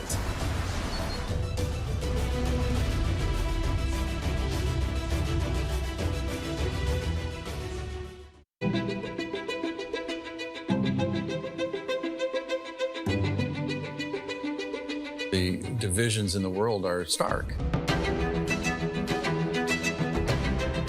Recent years have shown some of the largest natural disasters ever in history.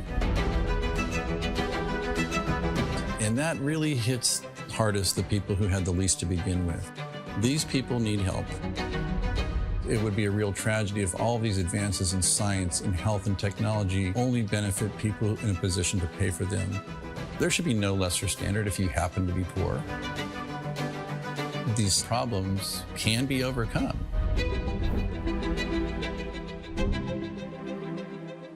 Direct Relief is a humanitarian, nonprofit health organization. The focus has been on the least fortunate, most vulnerable people.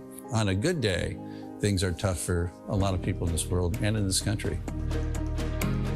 And what we can do is mobilize private resources for their benefit and make it available free of charge.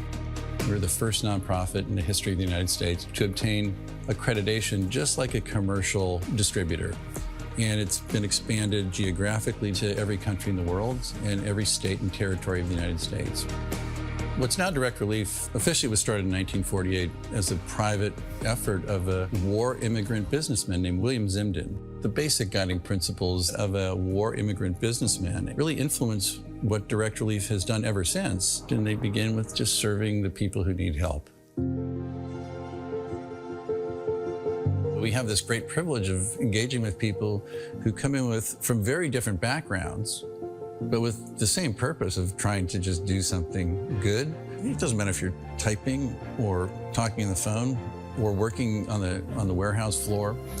They're all part of an effort that means something bigger, and that is the fuel that kind of keeps you going. It gives you some sense that there is a way to make meaningful progress, even for a little organization that started at a kitchen table, but that's what provides motivation in life. The notion that many people, just by virtue of where they're born, the color of their skin, the country they live in, they're going to get sicker, they're going to stay sicker longer, and they're going to die sooner. That's pretty good motivation.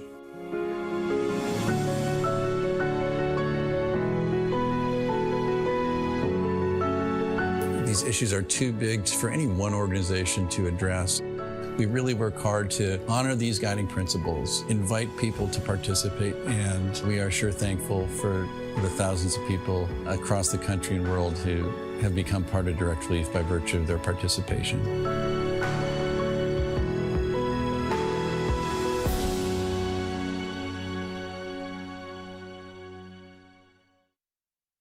Progress is a race that has no end. After every finish line, another challenge awaits. How can we continue to push innovation in a sport at the forefront of technology? This is how.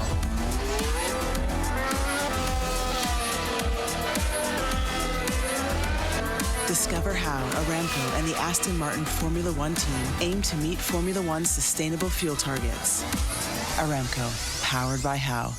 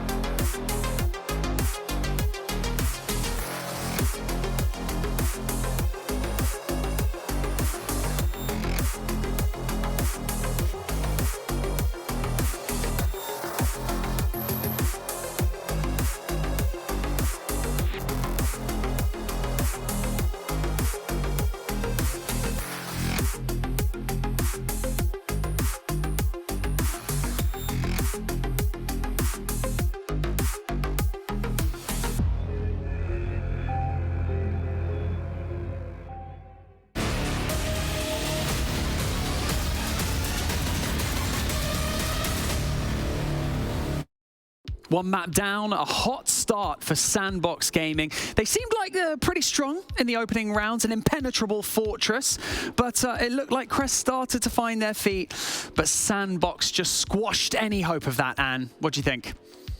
I'm incredibly sorry if there's some background noise going on right now. I have some things happening above my house. But yeah, it looked like a slower start from Crest. And slow was a word that comes back into more things happening for Crest, specifically how they played out their rounds. For example, they took 2.5 minutes to get rid of a mirror window that was above them, where they simply had to get a ping on the mirror window, go underneath it, and shoot it. And even after those 2.5 minutes, the mirror window was still up, whereas Crest was unable to properly execute their plan.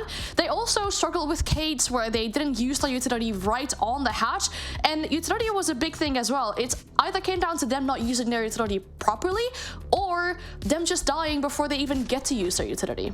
Yeah, it did seem that team synergy appeared to be a bit of an issue for Crest throughout that, especially on attack. Players not covering, late plays being made as well. It seems a bit frantic, Fresh. Yeah, I think there's no problem realistically whenever you're a team that plays a bit slow.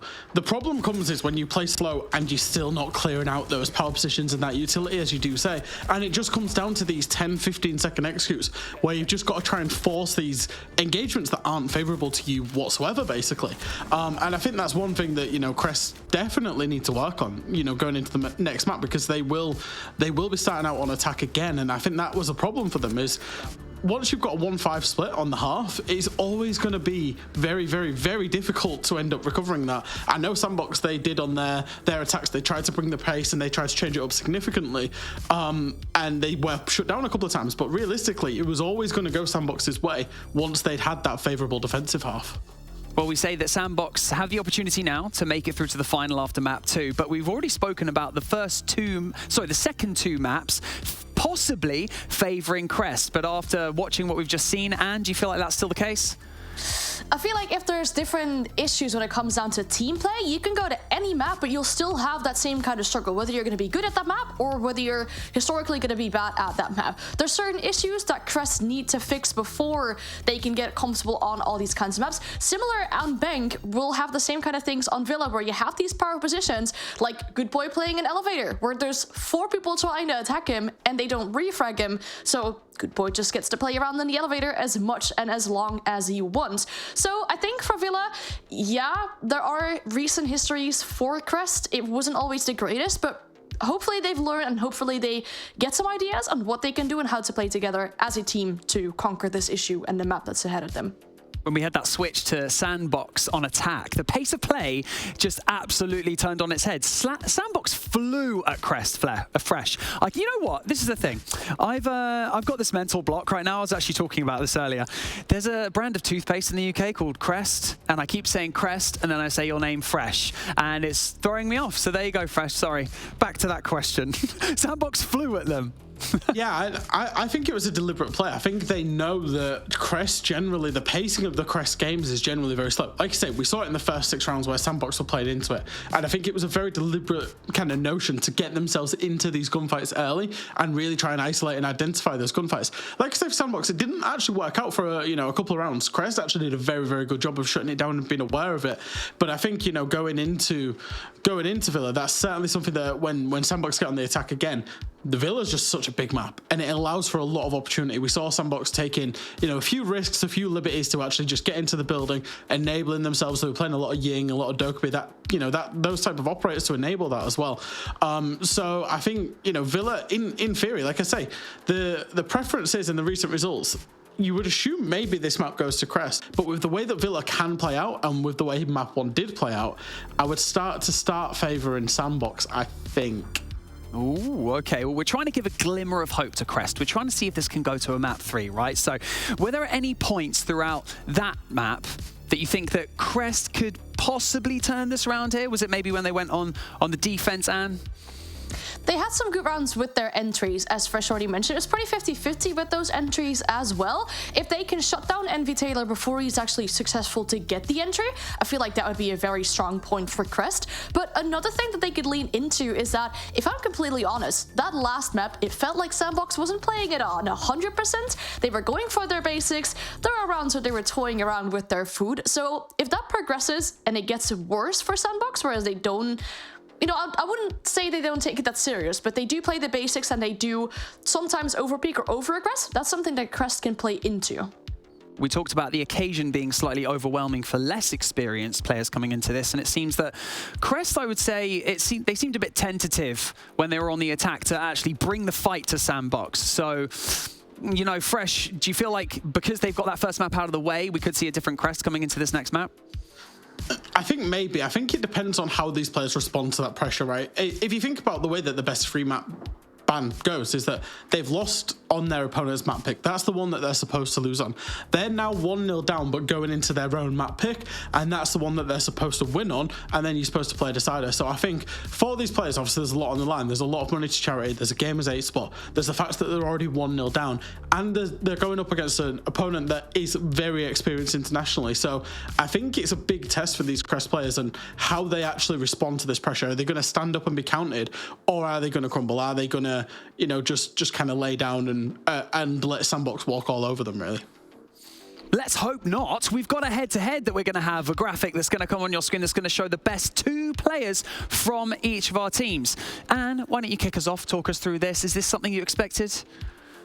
On the side of performing the best on the both sides, probably, yeah. There are some players on the side of SANDBOX that I could have put in this spot as well when it comes to playing entry operators, for example, you know, maybe Good Boy. But even Arakazi, he really showed up in that last map. So did TOP. I mean, he was active on those entries now and then, not always being too successful, but also finding an entry kill for himself. One thing that I want to point out, though, if you look at the cost, so the kills, objective, survival trade, how effective a player is in a game, look at that on the side of Arakazi. It's 90%. So in 90% of the rounds, he actually did something to contribute for his team to win the round, and that's the kind of stable factor that you need on a team.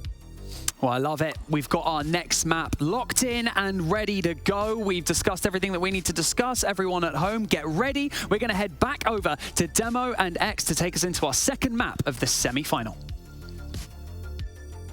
Bonnie, thank you very much indeed. Welcome back. We are going to be running through map number 2 here. SANDBOX currently stand at a 1-map advantage.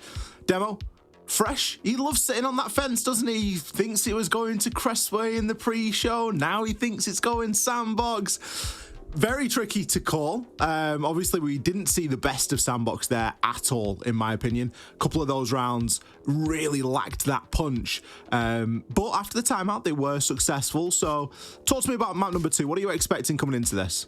I think SANDBOX will probably just keep it in cruise control. I think they don't have to do as much as what I think we're used to seeing them do. You know, Fresh can sit there and be in the fence all he wants, because that's the way he is. You know, you can call him a magpie at this stage, I guess. You know, the way he's been getting on, but I just look at it as SANDBOX should always win this game. SANDBOX are a veteran team of this region. Look how long Envy Taylor's been about since 2017, playing on the likes of Mantis back at the Paris Major back in 2018. You know, these guys know what to do. They're picking up, you know, Demic from Talon, a great player from that region. This team should not be losing to the likes of Crest. That's just the way it is. This team, in my opinion, should be winning this competition. Well, let's see if they are able to do it in 2 as we get ready to send ourselves into our second map here. Bit of a do or die for the side of Crest, obviously the team that came through online qualifier. Coming in that first seed, actually beating Fnatic out to get here as well. So a team that has already proven itself to get to this point in the competition does now need to go up against SANDBOX for a second time here on Villa. So again, another tricky map coming out. Dockerby going to be the first removal here. It's a strange ban from SANDBOX, in my opinion, Demo, given how little Dockerby we actually saw Crest bring. I think they brought it one time. They brought it in one round. Lion. So both the Universal operators are gone. Which, I can't remember the last time I seen that before. Do we get a Cav ban here? A Cav ban. A Cav ban. In this day and age, a Cav ban? It's just looking a little bit gold, isn't it? A bit gold. Azami? Gonna be the Solace. Yeah. See you later. So, Mira is up, which could be an issue sometimes. Mirror up is always an issue. Trying to think what else. I mean, Villa, I don't think... Villa's one of the only maps which I don't think banks on what bans happen, in my opinion. I think it's a very free-flowing map in terms of just what operators are available and what you can do with them. I'm not the biggest fan of this map in terms of just playing it. From watching it, from that perspective, yeah, it's not too bad, but playing it, I despise this map. I think the same. The reason why is I always feel it's very... You have to go one way. That's what it feels like. It feels one way. You have to go this side of the map. You have to push this way. You know, I look at this. Very established pushes, aren't there? Yeah, it's... Okay, you're attacking this site. Are we going main stairs? Or are we sweeping from the north side? That's it. There's no other... What other attack is there? Because the way this map's kind of set up, Ollie, you can only enter via the south side through study balcony or the north side. That's it. There's nothing on the east side. You're not swinging in zombie window. Very rare you'd find someone swinging 90. Getting in the map's tricky. That's when you need the Amaru. Yeah. Theomaru through 90. Don't know about that Never one. fails. We're seeing an extended mirror setup here. We do have a mirror played inside of Statuary looking into Master, so already, Demo, you've talked about there the different approaches that you can have into this map. If you're going to be attacking Aviator in games, typically you will approach through the Master side of things.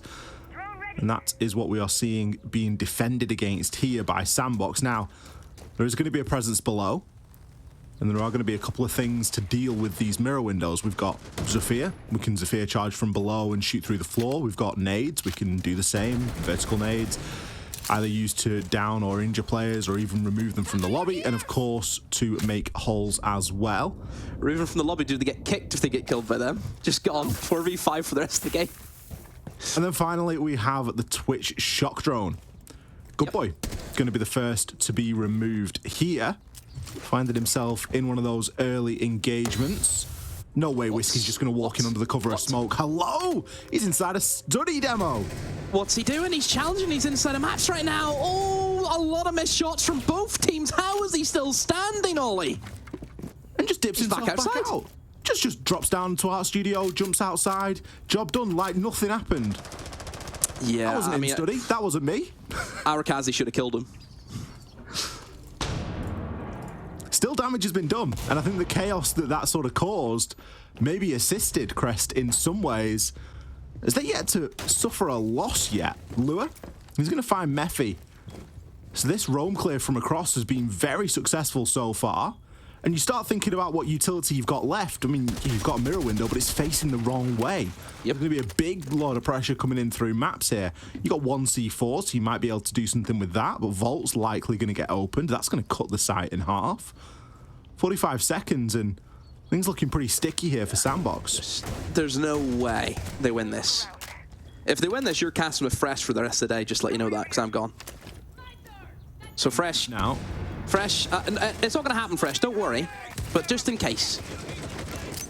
Because there's no way you win this. You have one mirror window, both players literally on top of each other, and it's just going to be a matter of time until the collapse comes in. All really Crest need to do is just go 3, 2, 1, and they all push in from about 20 different angles. That's all they need to do to win this round. That's it.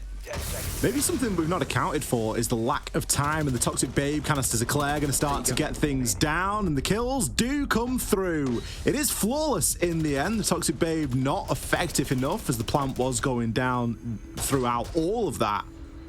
Flawless round to kick things off here for Crest. Oh, we're going to get a replay. We're actually going to do Whiskey like this. I mean, using the DMR there, he doesn't need to hit many shots, Demo. Nope. Is it 2 to the body at that sort of range? Yeah, it should be.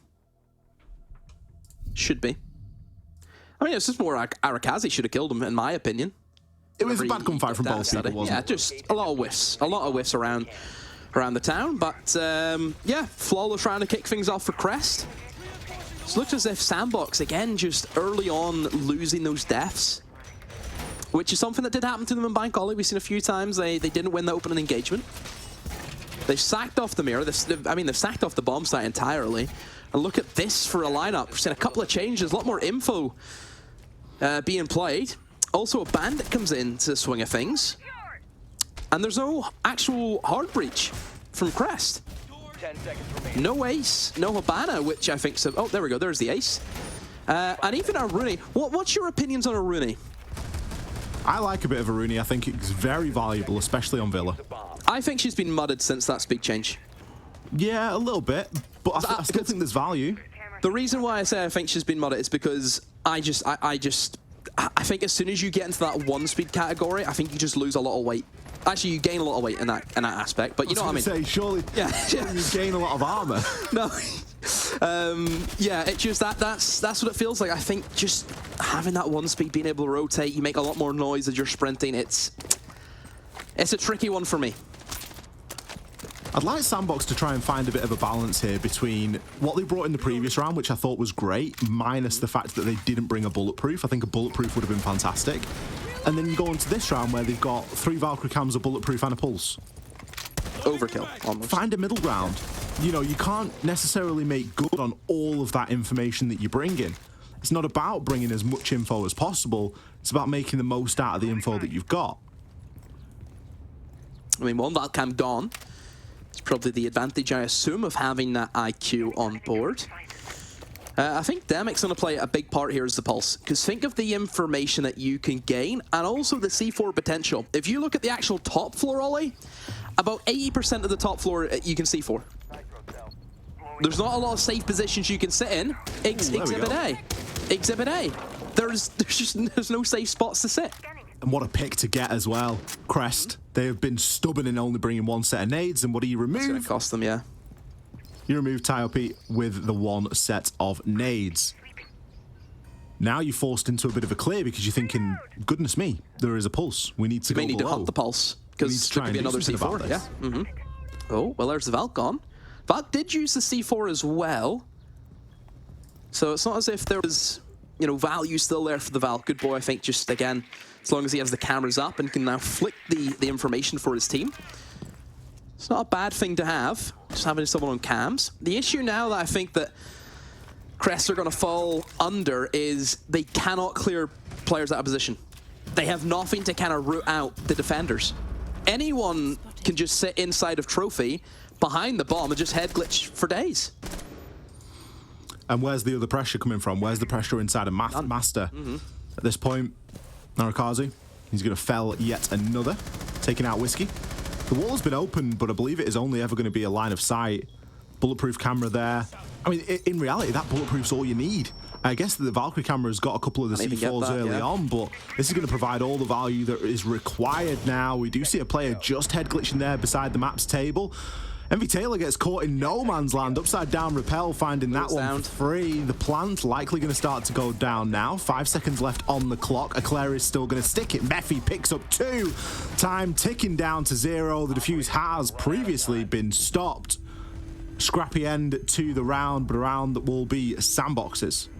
Look at the domino effect that Demic's kill has had in that round. Just getting that one C4 kill onto the Yana, eliminates the nades, and look at the bulletproof. Look at the value that that camera got. Just that one little thing. One well-placed bulletproof is better than a C4 in some instances. You reckon? Absolutely. C4s aren't always guaranteed, are they? But the information from a bulletproof, provided you put it somewhere, it's guaranteed. It's going to tell you that someone is there or someone was there.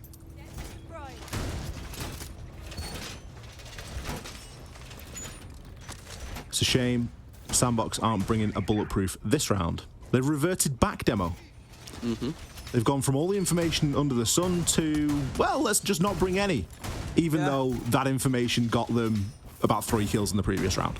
2 shields also have been brought to the party, which I believe last time they had the mirror to kind of fill in the kind of, you know, shield, mirror window, reinforcement, metal shield, sit behind it, don't die. You can see them. That's 2 shields have kind of filled that hole, I suppose. One thing I would like to also mention on Ollie is actually Thorn, an operator which I don't think gets talked about enough, and actually how good she is on Villa.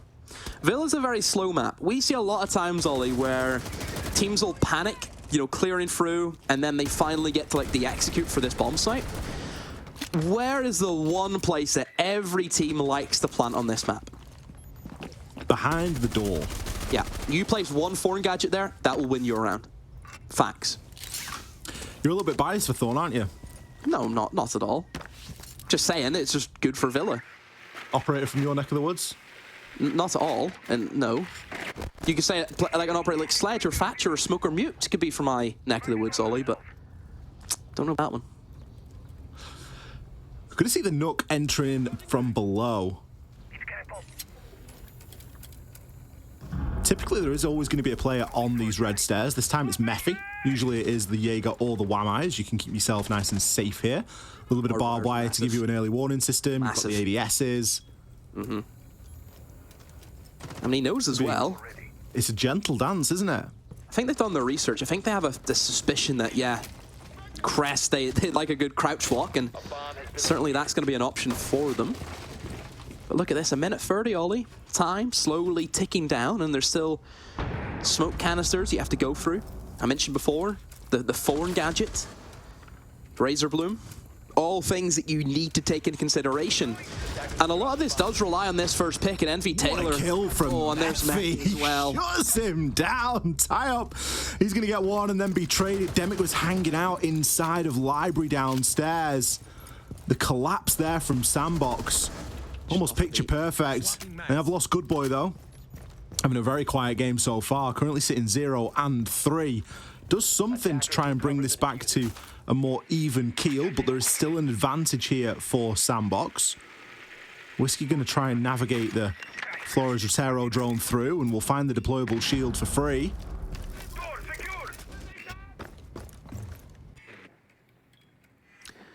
It's a good position now, I think, for SANDBOX to be in. Cleared out most of the players. Have the Toxic Babes ready to go. We'll pop the first one, and yeah, this is now basically where Crest just have to go for kills. You have to rely on gun skill. They're both going to stack up against one another, trying to find their way in, but look at the smoke goes out. Kill comes in, though. Now a 2v2. They could go for the plant here. Whiskey's going to try and attempt it. Where's the reaction for SANDBOX? This is a massive worry now, Ollie. 2 ways to watch. The Twitch, no, does not win that engagement. Whiskey will, oh, no way, Whiskey finds both of them. In what universe has SANDBOX allowed that to happen? How? SANDBOX held all the cards there for the longest time. They were very successful dealing with that initial push. Managed to drop themselves back to the site, and then they just gave that 1 kill away. They gave that advantage away, that 3 versus 2. It was the right play to go for the plant. I think Whiskey's done a cracking job there to try and cover. I'm grinding my teeth again, Ollie. This isn't good. I just don't think you can give him an opportunity like that. You know that they're going to plant behind the bar. You need to come up with a better strategy other than just peeking one at a time. Yep. I mean, I'll be honest, even Crest at the start of that round, even their collapse on the guys towards towards red stairs and 90 and so on, I wouldn't say that was well-timed either. It felt a little bit disjointed, you know? I feel like both teams, communication-wise, and actually being able to collapse in a convincing fashion hasn't been great. I think Crest's problem was that they didn't know that Demic was hanging out inside a library. Had they known that, it would have been a different story, because they first could have then targeted Demic, then they could have moved on to kill Meffy, and then they wouldn't have necessarily lost out on that trade. So maybe a bit of a lack of info there from Crest, but you can't really, you can't call it too bad because they end up clutching the round out. Sure, it's not a reliable way to win a round, but you'll take it if it's given to you. Whiskey currently 3-1, planting 2 kills in the previous round. Certainly doing his part here on Villa. And SANDBOX not off to the flyer that they were on Bank. This is the first time that Crest have led here in the whole series.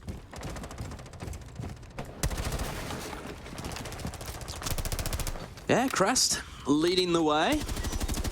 2 rounds to 1. Still a long way to go yet, Ollie. We're not just done quite yet.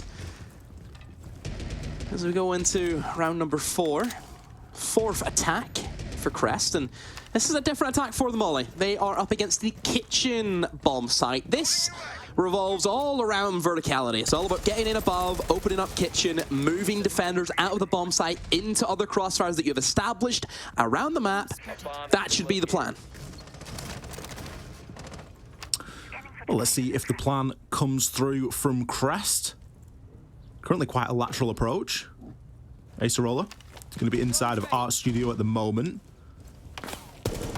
Type is going to be above as well, so there is going to be that pressure. We got the sledge, we got the book, we got tons of soft breach. Maybe just looking for a bit of a rotation kill here from library and through to kitchen. Eclair got himself above and just going to try and search out some of these electronic gadgets before Sledge comes in and does what Sledge does best, starts to rip open a lot of this floor. Castle Barricade is going to provide a pocket of safety for a time, but why not get rid of it with a nade and remove a drone demo? Oh dear, I think this is a dead one. Never mind, how does Meffy win that? And get out, and then Arakaze hits him as well. Okay, but Whiskey has picked up the pieces. Meffy has been eliminated, but Ollie, there's no way that he should ever win an engagement there. No way. Shouldn't, but he did. And an advantage here for SANDBOX, but we've seen them with an advantage before and it hasn't always worked out best for them. Whiskey's in a great spot here. He's looking to try and find a catch, but I think Arakazu knows that someone is going to be peeking down the stairs, but no, gets caught flat-footed. Asarola picks up one as well. Advantage flipped. Crest currently in the lead. 3 versus 2. 20 seconds left on the clock. Diffuser in hand. No denial. Sure, we've got a pulse. We're going to know where they're planting, but we're not going to be able to do anything about it because we've no C4. We've no Toxic Babe canisters. Going to be greeted with yet another castle barricade. You do have breaches, so you could get through that, but no, instead chooses an alternate line of attack. So I hope you're going to try and fight his way on through here. His kills trade 1 for 1. Good boy, you've not done much so far, but now is your time. Got to find 2 here. Picks the first. Clock to 0. You've got to stick the diffuser. Good boy with the clutch. 1v3 out of nowhere. Again, both teams struggling all to just keep control of a man advantage. Really struggling. I mean, Arakazi there getting caught out. Needs to be aiming in, ready for that to come, but beats me what's happening in this game right now, Ollie. Beats me. It beats me as well, mate. We've literally witnessed a sledge, instead of using the hammer, using a nade to get rid of a castle barricade and removing a drone in the process for his teammate to then die to the Wamai that's behind the bench. Surely there's a better way to solve that problem. You've got hard breach. You could open up from trophy. You could push in from bathroom. There's so many different ways to get that job done. Oh, I was going to say what a week, but it's only Thursday. We've still got more of this to come, Ollie. We've got another 4 days. Well, we've got another 3 full days in the rest of today. Oh, my goodness, best of 5s chucked in there. Love a little best of 5. Just again, if anyone isn't aware, we're having our Korea/Japan region play out today, along with EU later on. And then obviously tomorrow we will have the best of 5s for Korea and Japan, and then also the best of 5 for Europe also taking part. And then Saturday and Sunday, Ollie, we take a trip to South America, our old home. And obviously North America, my new home. We do. I'm everywhere. My goodness. You really are. I'm everywhere. Let's see if SANDBOX can... Or let's see if either team can look like they're going to win the round from about the midpoint. Should we play that game demo?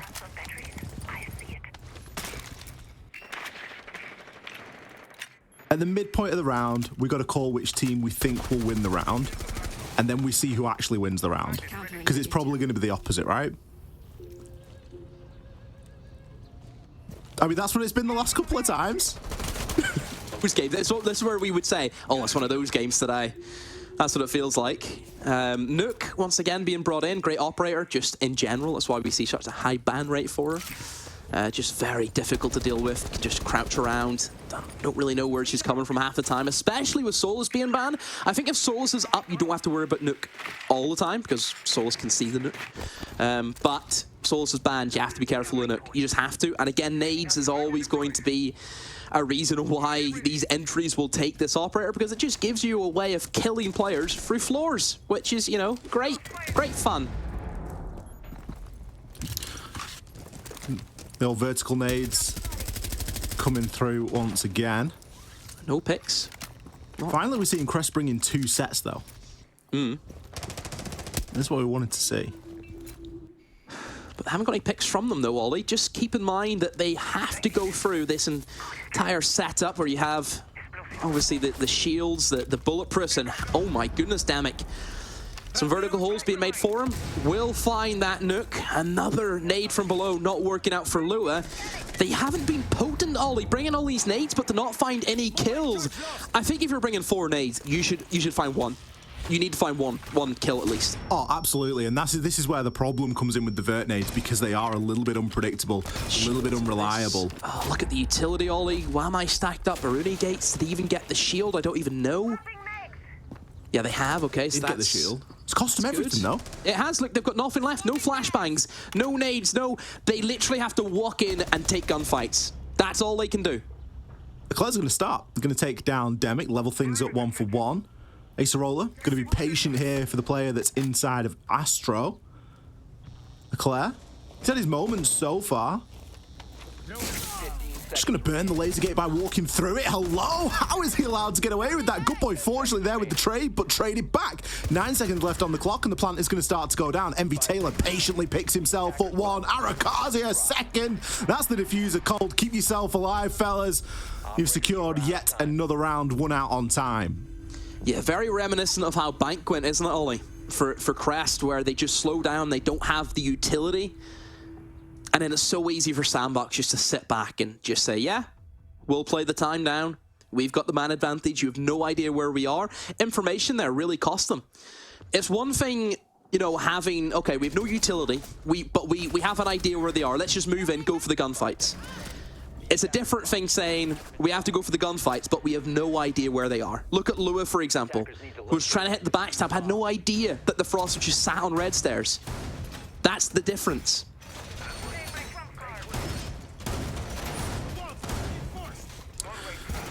3-2 in what is a much closer game than Bank.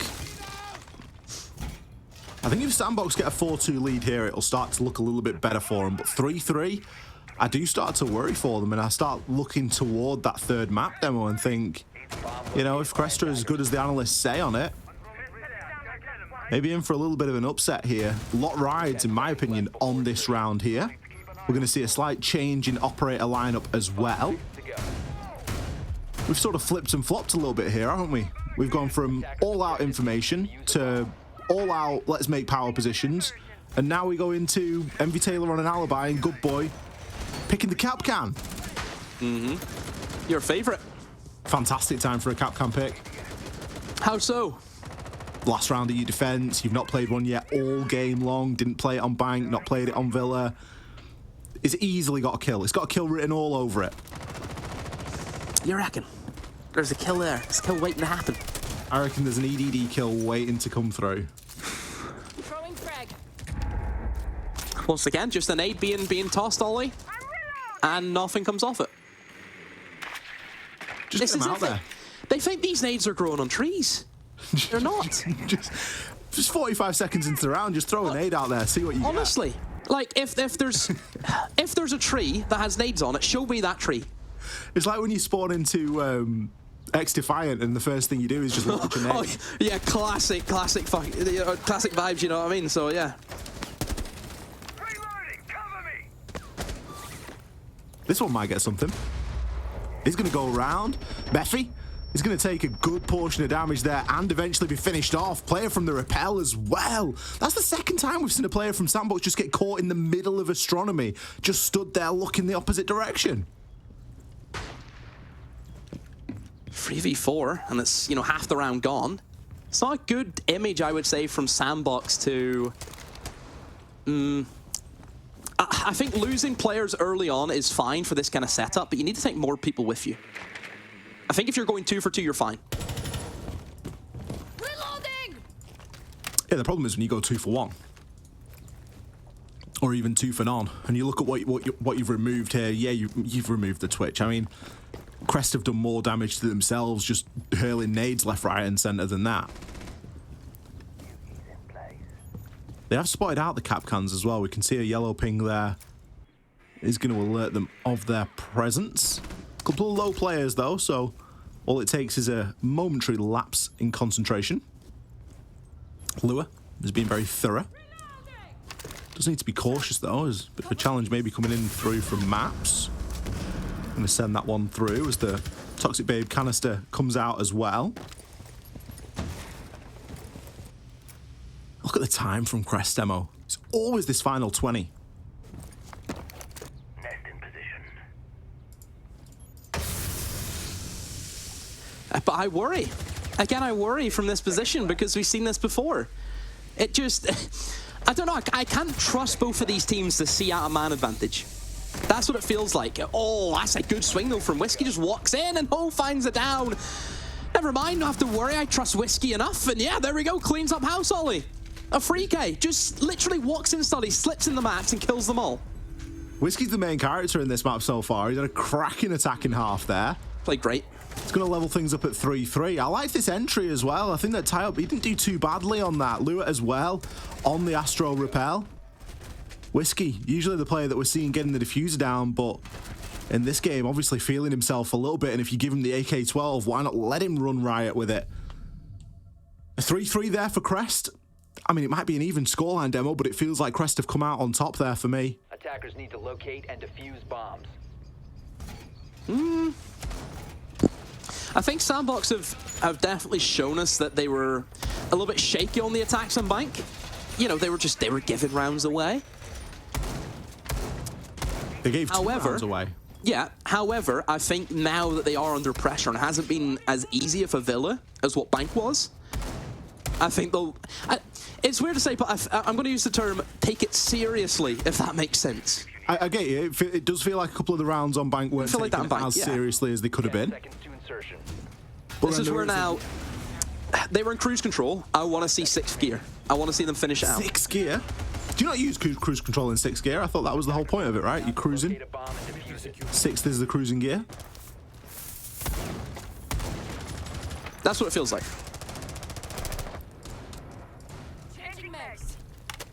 Well, an even split for Crest, so they've at least done their part here. See if they're able to find any rounds themselves on the defense. It's going to start off pretty well. Envy Taylor, first to fall, 2-6 this time. Really having a bit of a torrid time of things, although Mephi going to get a heck of a lot of value out of this Twitch. It's never going to stop, Demo. Look at the utility it's removed. Mirror window, Vulcan shield, and a Jammer. Not a bad run, really, for one shock drone. Pretty good. That's what you call a drone race right there, Ollie, and he's finished first. I mean, he might have finished first in the drone race, but his team's finishing last in the kill race. That's what it feels like. Again, for SANDBOX, they're in quick, but they haven't been successful in the entries. That's what it was with Good Boy. Remember how many times he just jumped in copy window on Bank, and it was just in there, in the business, no questions, he's there. But he was getting himself in the good positions, but just not winning his engagements. That's what it feels like. They're not winning the engagements right now in Villa. Look at the kill difference. There's, what, one player who's going even at the moment? That's it. The trades aren't there either. That's the biggest problem that we're seeing here from SANDBOX versus Crest. Crest actually got the trades dialed down somewhat. They were able to get a couple of trades here and there, and everything wasn't being lost for absolutely nothing. But SANDBOX on the attack, I don't think we've seen him get one trade yet today. Maybe we see it on Bank, but certainly in these early rounds and the opening engagements, they're not trading out these kills. They're just losing 2 players for basically nothing. Jammer here going to stop that wall from being opened. No immediate plan as to how that's going to get dealt with. We're going to see a laser gate burnt there as the Vulcan shield fire will dissipate over time. Are we really going to stack 3 players up 3 maps? Is that the play? A little bit of utility goes out, another Vulcan shield comes in. Arakazu punches his way through the smoke and into a desperate pre-fire, but Ace Roller didn't have to move his feet, Demo. Nope.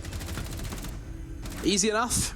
Again, just all that utility accumulates at that vault door. You're moving into just the trenches, essentially, Ollie, aren't you? And just you're getting weighed down by smokes, Goyo canisters, foreign gadgets. Even, you know, Banshees are great as well for that position. There's so... You think about, like, this map, how much utility can be stacked up at that one doorway? Because no matter what, that's always the doorway that's going to be probed by the attackers, no matter what. Attackers need to locate and defuse as many bombs as they can. Dear oh dear, SANDBOX. Alarm bells have to start ringing soon. What is the answer to the problem right now? Well, if we look at what they're bringing in the lineup, it's a Thatcher and a Nook. Neither bad choices, really. You're going to bring another set of nades, always a good thing. You did struggle getting rid of the Mute Jammer previously, so makes sense to bring the Thatcher. It's in play, just get it brought, you know? Oh, I like this demo. Oh, if you like it, it must be good. 5 seconds left. A little bit of a Brava pickup from Arakazi. Now, granted, there's not tons that he's going to be able to get value out of here. It's not like we're going up against a very heavily sort of electrified lineup. There's a couple of gadgets knocking around. Yeah, obviously I think people will argue this point to me, but I don't think she's that good to warrant a lot of pick rates. I think she's been played quite a lot for, and actually in NA anyway. I can just go off what I've seen in NA, but I think this season I was quite surprised just how much Brava there was getting played, and in my opinion, I just don't think she's that good. I think it's okay. I think it's decent for moving in, getting a Kai Claw, whatever it is, but then again, Twitch can do the same. I just think the way teams have been playing her, it feels like a knockoff Twitch, where then why wouldn't you just bring a Twitch Envy Taylor? That's a great double entry. Good boy with a bit of vertical action as well. Night and day difference. Look at what happens when you get the first couple of kills here. Envy Taylor is getting set up for a third. Picks it up. Good boy finds his one as well. Whiskey, you've had some pop-off moments so far. But this time, you're going to have a big one. Good boy eventually cleans up that extended roam. Punished. We didn't even see the site then, Demo. Is that much better from SANDBOX, or is that just a panic and a bad play from Crest? Oh, no, that's Crest have lost the first 2 kills and thought, oh, we have to do something, and then it just ends up nothing happens. That's it. Which, again, it's the kind of mentality which I get. If you lose 2 players right from the get-go, the remaining 3 players have to do something. Because they can't just sit back and let a 5v3 onslaught happen. You need to get out there and make a play. That's just the way it is. So you have to, you know, that's the right idea, but it is what it is. Not much you can do. Bomb located by attackers. Well, you got to make the play sometimes, and sometimes the play will not work out. I'm gonna start giving royalties out. I am. I'm gonna start patenting these. That wasn't even the saying. You can't do it. I am. And yous all do it. This is the thing. I don't say anymore, but yous all do it. Fresh does it. Des does, like, everyone does it. That was a different version. No. Copyright. Attackers are moving to defuse a bomb. I hope you have a good lawyer.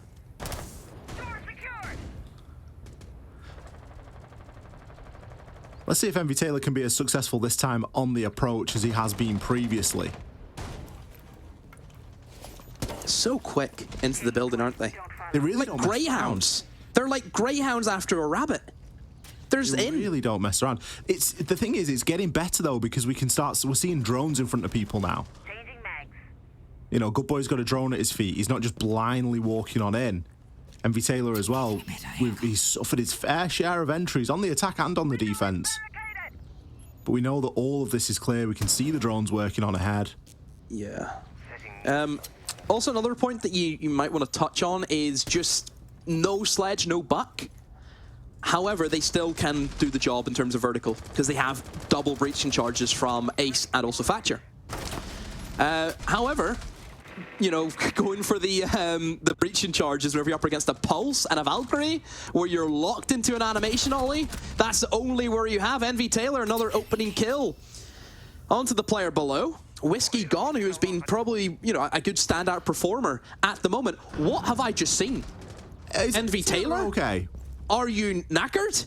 The player drops right in front of him, and he literally tracks. He looks at him, and then he shoots one shot at him as he's running away. Did he think it was his teammate or what? Like, I'm so confused about that.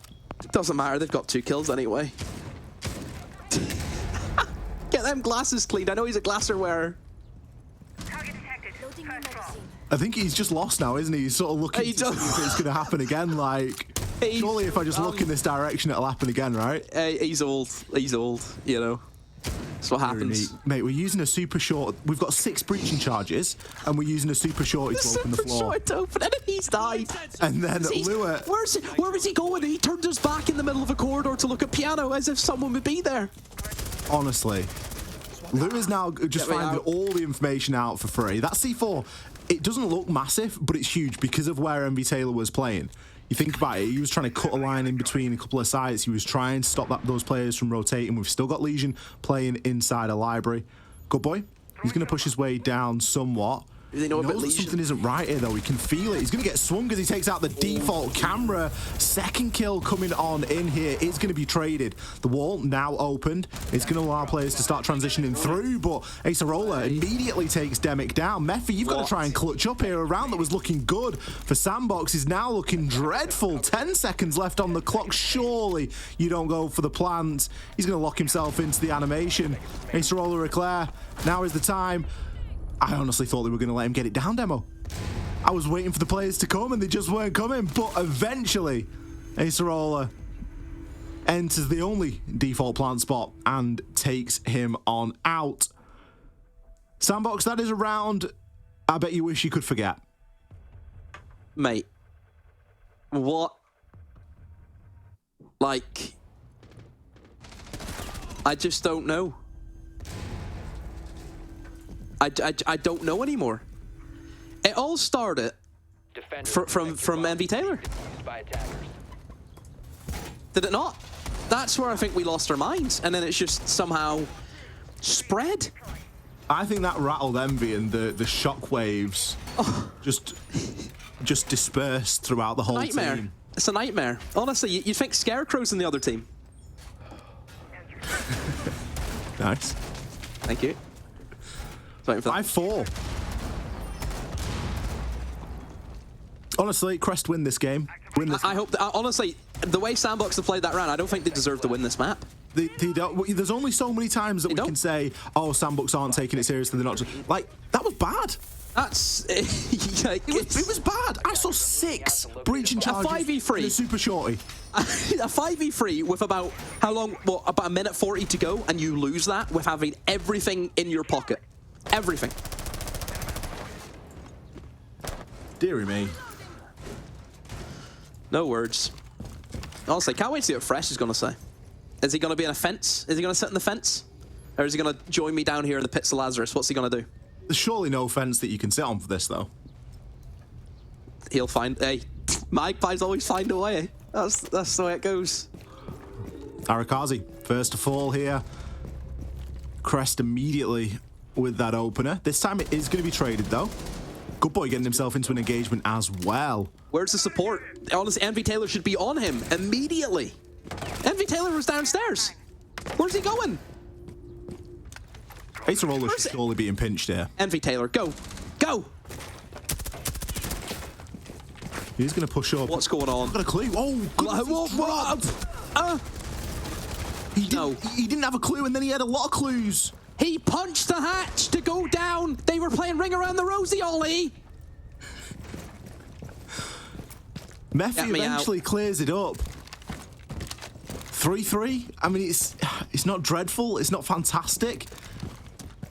SANDBOX clearly felt like they needed more nades. They brought 6. Instead, they're only going to have 2 left now. Still, I'm glad we've got 6 breaching charges. They'll be handy.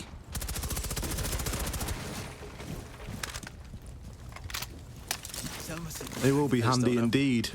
I just don't know. See, this is the point we get to. We're now using Selmas to burn through laser gates because we've brought 6 breaching charges. Yep. Because the drone is now more valuable, and so is the nade. Yeah, the only other thing you can throw is the Selma.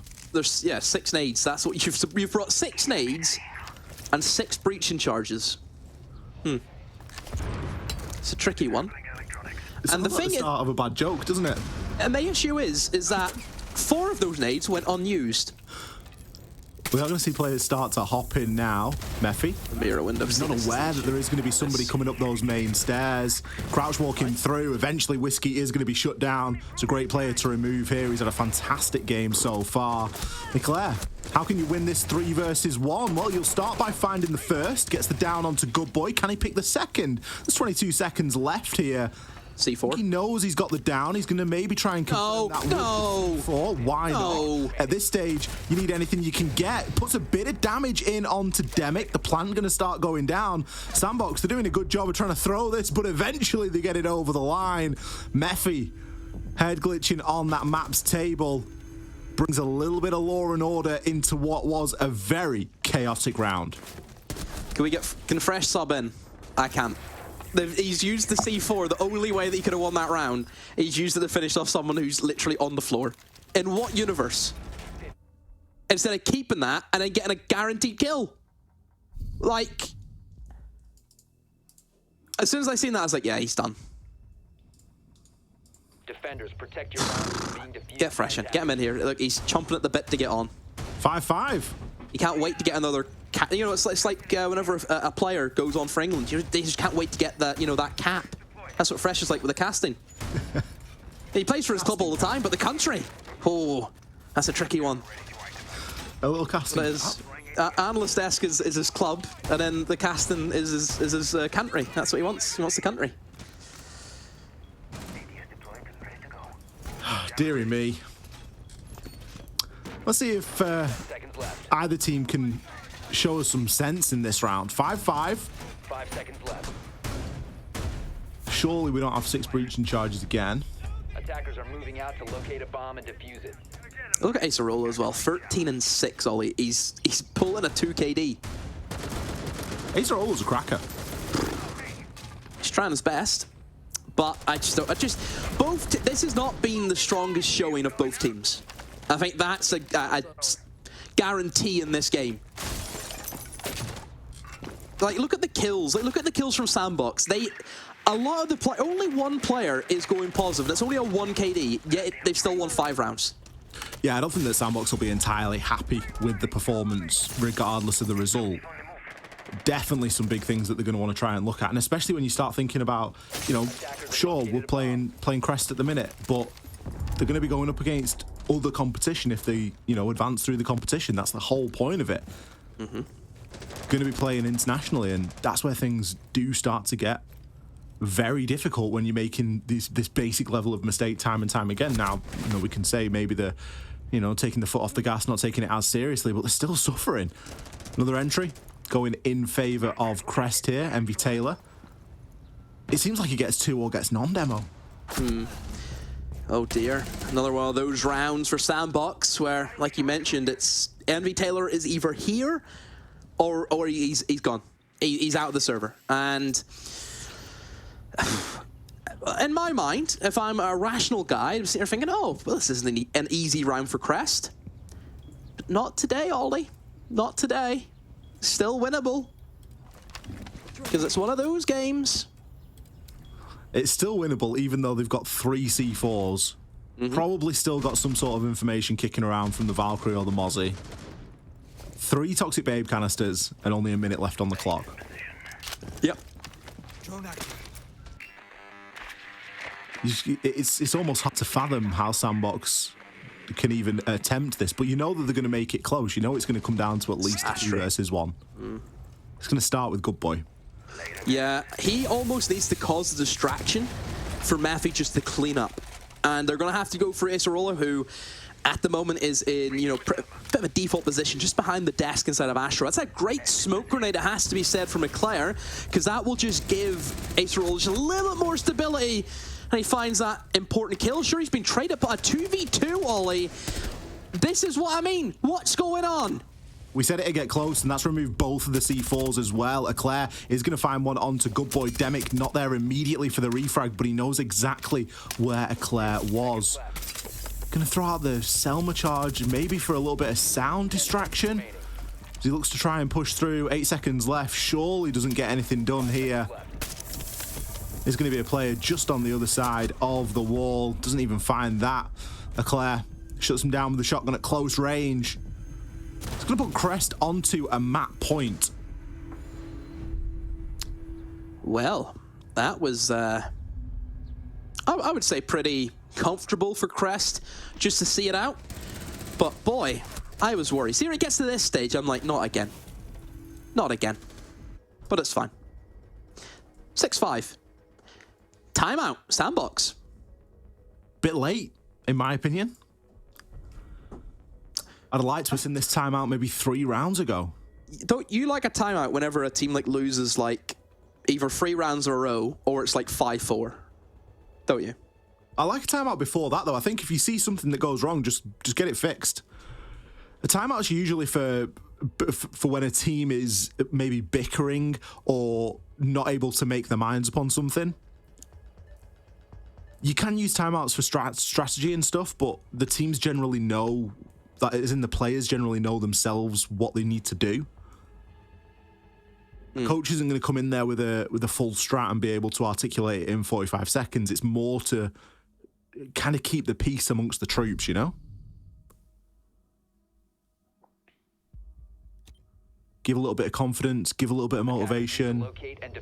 Classic Mr. Officer timeout demo. A Murat. You've dropped the Murat.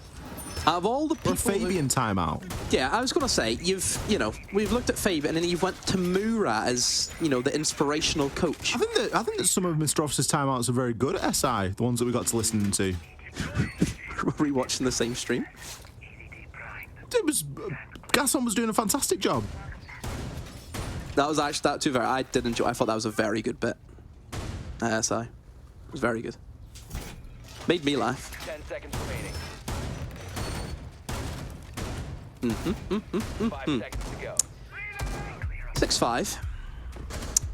Is this going to be OT? I just think it stinks of OT. I do. See, I don't even think we get there. I think it smells like Oregon. You think it's really? Yeah. It all depends on MV Taylor. He either gets 2 or he gets none. He's the hero or he's the zero. That entry battle has been fiercely fought and it has been fiercely won so far by Crest.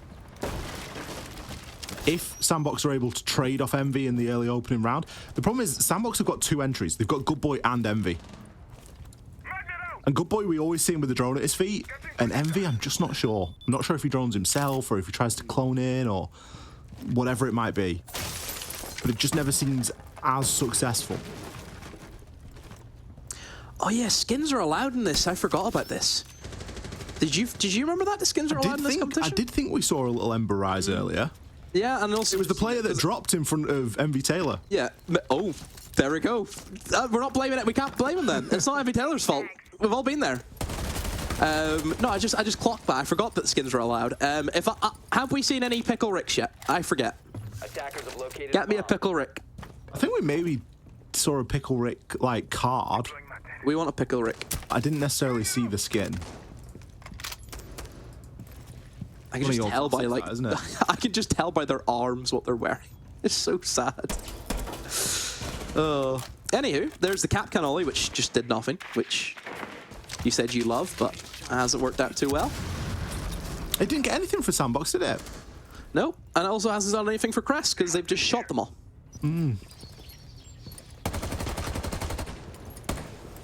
Minute to go. A very similar time as well. Like I'm not liking the timing. Look at the time in a minute to go, and what do SANDBOX actually have? Well, SANDBOX are scared, aren't they? SANDBOX know that terrified. We're going to a third map if we mess this up, which could be a good thing, right? Because they've not been terrible when the clock's been against them. They've been all right. At least we've not seen an entry death that's just resulted in nothing and nades lost. Because there's only one set of nades this time. Saying that, Mephi's going to be the first to fall. Yeah, massive kill. Massive kill. The player in study is so crucial to shut down the rotation. That's a nade. Brilliant nade for MV Taylor back in the way. But without the guy in study, Ollie, I don't see how this is going to work. It isn't going to be easy. Smoke going to cover long there as do you see Vault get open, but I believe an impact trick came over the top, so it might take a little bit more time for that to fully happen. MV Taylor going to go for a walk up. We do see a player just looking the wrong way. Demic, he's allowed to find one. Can he pick a second? Yes. SANDBOX, they're making this work. Whiskey, he's stuck behind the shield. He too will fall. Almost a flawless there for SANDBOX. They really turned it on, Demo. I can't believe we ever doubted him. It's just, it's stunk of OT, but I just couldn't believe it. I just couldn't. Anything I say, Ollie, and it just this game specifically, don't hold me against that because most of the time I'm right. But for this game in general, it's just anything I say, it's the opposite happens. It just does. We're going to be going to an overtime. Attackers SANDBOX do get the attack.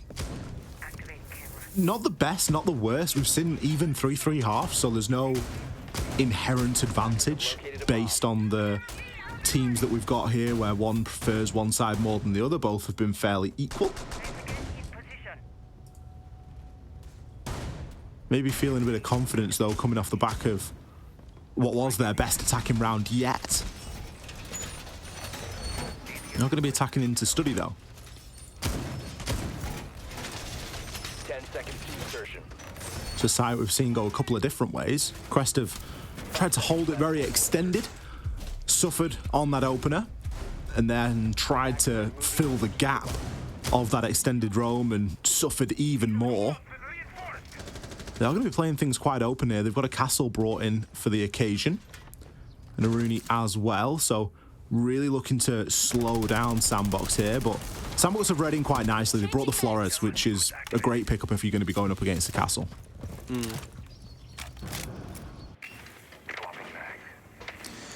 It's a nice draw, just to see what they're after inside of kitchen and dining, but it just all comes down to, like you mentioned before, Ollie, this man right here. It's all about Envy Taylor. If he can find the entry, if he can get off on the right foot.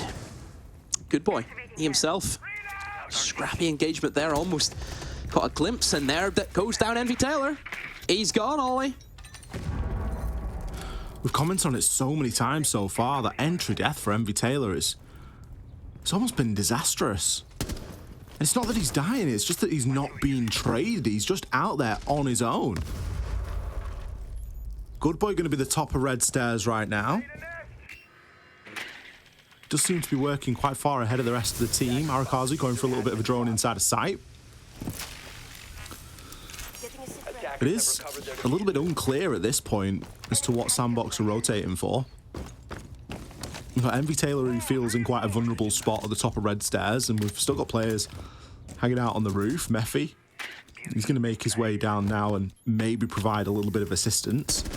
Good boy's actually just going to walk straight on in. Demo picks up one onto Whiskey. Can he find the second? Doesn't quite land the shots, but does toss the nade out. Isn't going to do the finishing blow. Another nade going there on Stop Master upstairs. You saw two people, surely. He's going to pre-fire his way into bathroom. 3 versus 1. SANDBOX, they're just making this work. Taopi has to now push on up as the diffuser is planted. He telegraphs his location, just draws a nice little circle around Demic's head before eventually downing him. Needs to find 2 more. Players both stacked up here inside a trophy. Bit of a pre-fire gives the game away. Mephi, he's going to pick up that final kill. SANDBOX, match and series point. This game, man. We have me and you haven't done a game like this in years. It's just incredible. The one for the ages, Demo. Honestly, I'll never forget this game. This will be one of those games that we'll reference. You know that. It will be. Because it's just absurd. Every time a team looks as if they're going to win a round, they give it away. It's a game of throws. It is. It's a game of throws. And I'm just waiting for Peter Dinklage to show up somehow in this. I don't know where he's going to come from, but he'll be there. Let's see if SANDBOX can get it done here and now. They have shown us that when push comes to shove and that match point is in sight, they have what it takes to take the map. They did it on Bank, and they've taken us to an overtime here and been successful in the subsequent round. Can they chain 3 rounds together? They've chosen to go to Trophy and Statuary. Yep. Not a bad choice by any means. I'm liking the lineup. We've got a Malusi. Malusi gadget, fantastic. The Banshee is a wonderful early warning system. Also, you bring a bulletproof, so you get a little bit of information. We've got a Valkyrie as well, a little bit more information. A couple more C4s thrown into the mix. And then the cherry on top, Demo, for me, is going to be that Frost pick.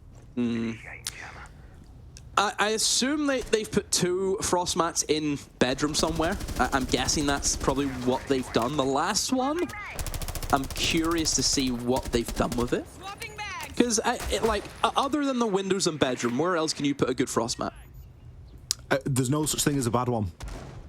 I mean, there always is such thing as a bad one. There's no I'm guessing such there's thing one in as a jump bad in. Frost mat. I'm guessing there's one in jump in. I'm guessing one bathroom. I'm guessing.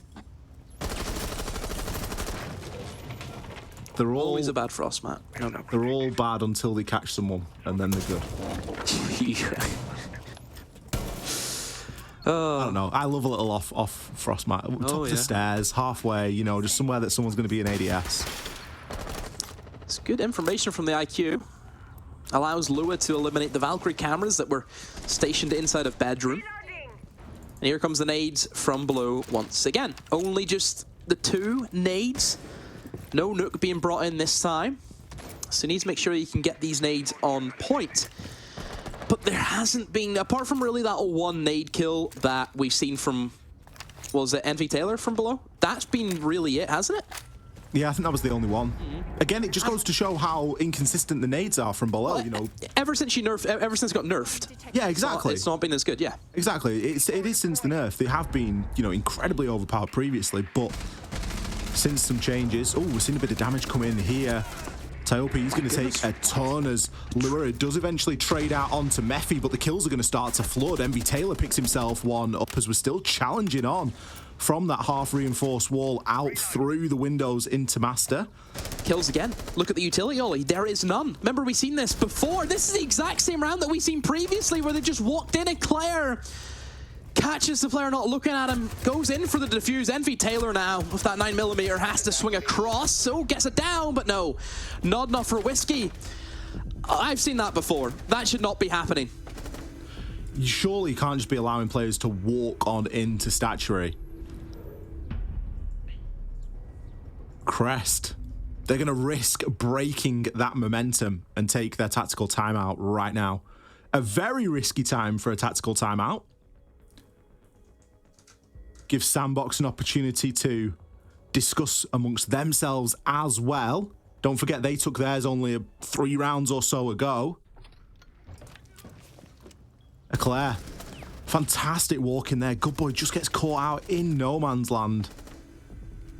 Then under the cover of the plan, it was close. I think Envy Taylor had all the information there. He knew that he'd downed the player at least. He knew there was a player inside of concrete and he knows where the plant's going down. Couple of lucky headshots there and it would have been his, but as we've already seen, he isn't having the luckiest of days here. SANDBOX, I am surprised that they went to that side demo. We saw the walk-in happen previously and they've suffered from exactly the same thing.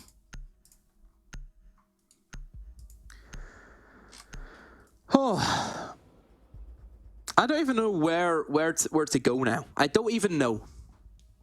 7-7. You're going for the top floor. Attackers need to locate. Both teams have just.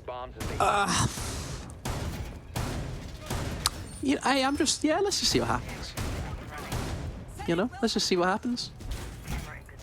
I'm accepting it at this stage. I'm accepting it. That's all you can do. You just gotta buckle in. Fasten your seatbelt and get ready for the ride. The emotional roller coaster that has been SANDBOX versus Crest. Maximum overtime here on the second map of the series. Oregon is waiting for us if we need it. If Crest are successful here, we lock it in. Crest, a team that have got a great win streak on Oregon currently. One of my favorites, Demo. You win the second map in the best of 3. Usually you take the whole thing.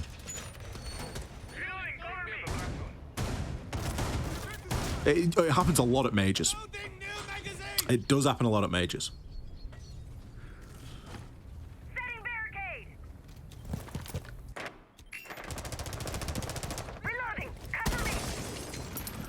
Please, oh please, Envy Taylor, just get traded. Good boy, get traded. Good boy's already in. Attackers have located a bomb. Yeah, he's not leaving anything else to chance, is he? Good boy on the flip side is already inside a piano downstairs. Got a read on the Valkyrie on red stairs. Got the 0. Is that what we were missing, Demo? Cam deployed. I think he hit the lip of the wall. I'm reloading.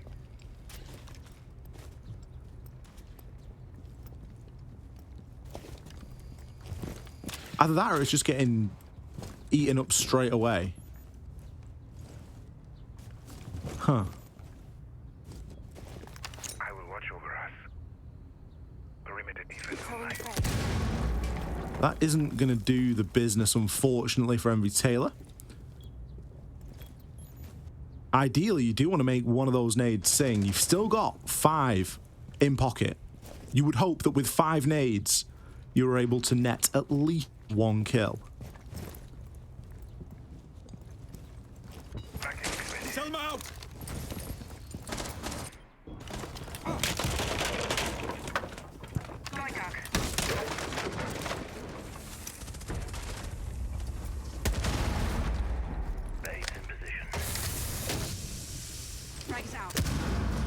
It's crazy how slow SANDBOX can move when they have to, isn't it?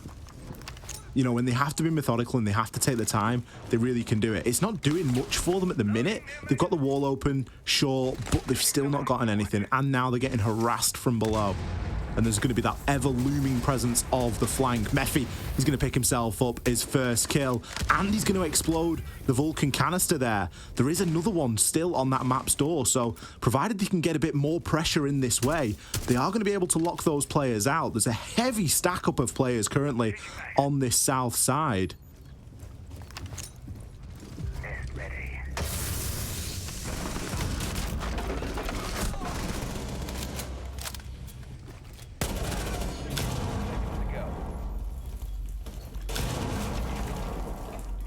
Remaining. Attackers are activating.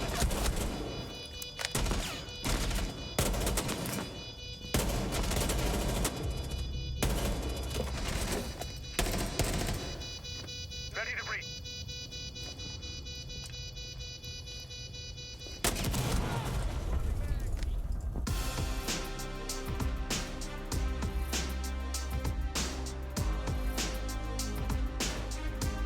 SANDBOX there getting it done when it mattered the most. It didn't look pretty, but all that will be remembered is the 2-0 victory over Crest there. Doesn't matter how you come by it, Demo. It doesn't matter how you get that victory over the line. It just matters that you get the win. And it's a good job it doesn't matter, because that was not a pretty game of Siege. There was a lot of stuff that was going on both sides of the map there. Neither team innocent in the mistakes being made, but SANDBOX capitalizing at the end, showing great focus, good team play, good coordination in that final round. It might not have been pretty. We could have asked for a player on 90, we could have asked for a player top of red stairs, but sometimes you just got to deal with the hand that you are dealt, and well, that was just a very one-dimensional push and trying to push in off the might of the SANDBOX guns. I can't wait to see what they have to say, Ollie. I'll be waiting for the magpie. I'll be listening intently for him. Fresh is going to do a full 30-minute telestrator section over the whole game. Be better. Well, we will see very shortly. We're going to hit a very short break. After that, the analysts are going to break down that game and give you some insight. Don't go anywhere. We'll be back in just a few. It feels like there is a new crisis. Families displaced by violent earthquakes and wars. Warm hearts sleeping under cold blankets of stars.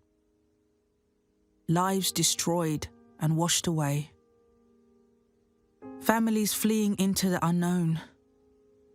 But look closer. See the hope everywhere. See the ones running towards disasters to help. Compassion exists all around the world. Kindness is healing wounds, bringing hope for a brighter tomorrow. Look closer and see the many families like Layla's who've lived through unimaginable hardships and yet haven't given up. Please don't give up on those forced to flee. Donate now.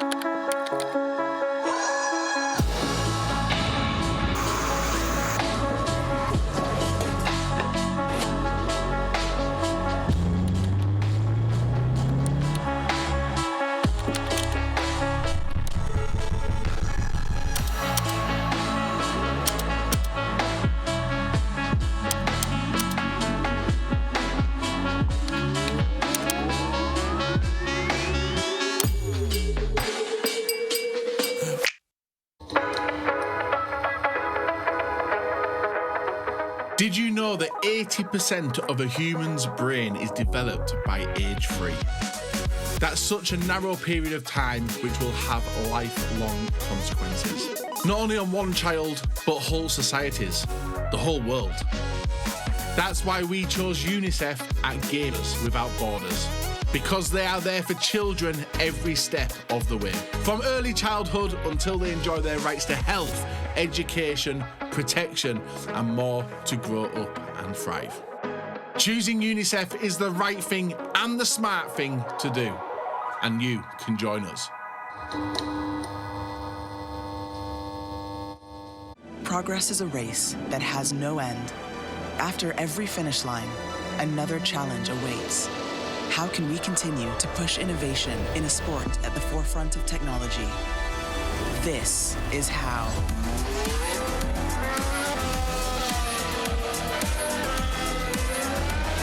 Discover how Aramco and the Aston Martin Formula One team aim to meet Formula One's sustainable fuel targets. Aramco, powered by How.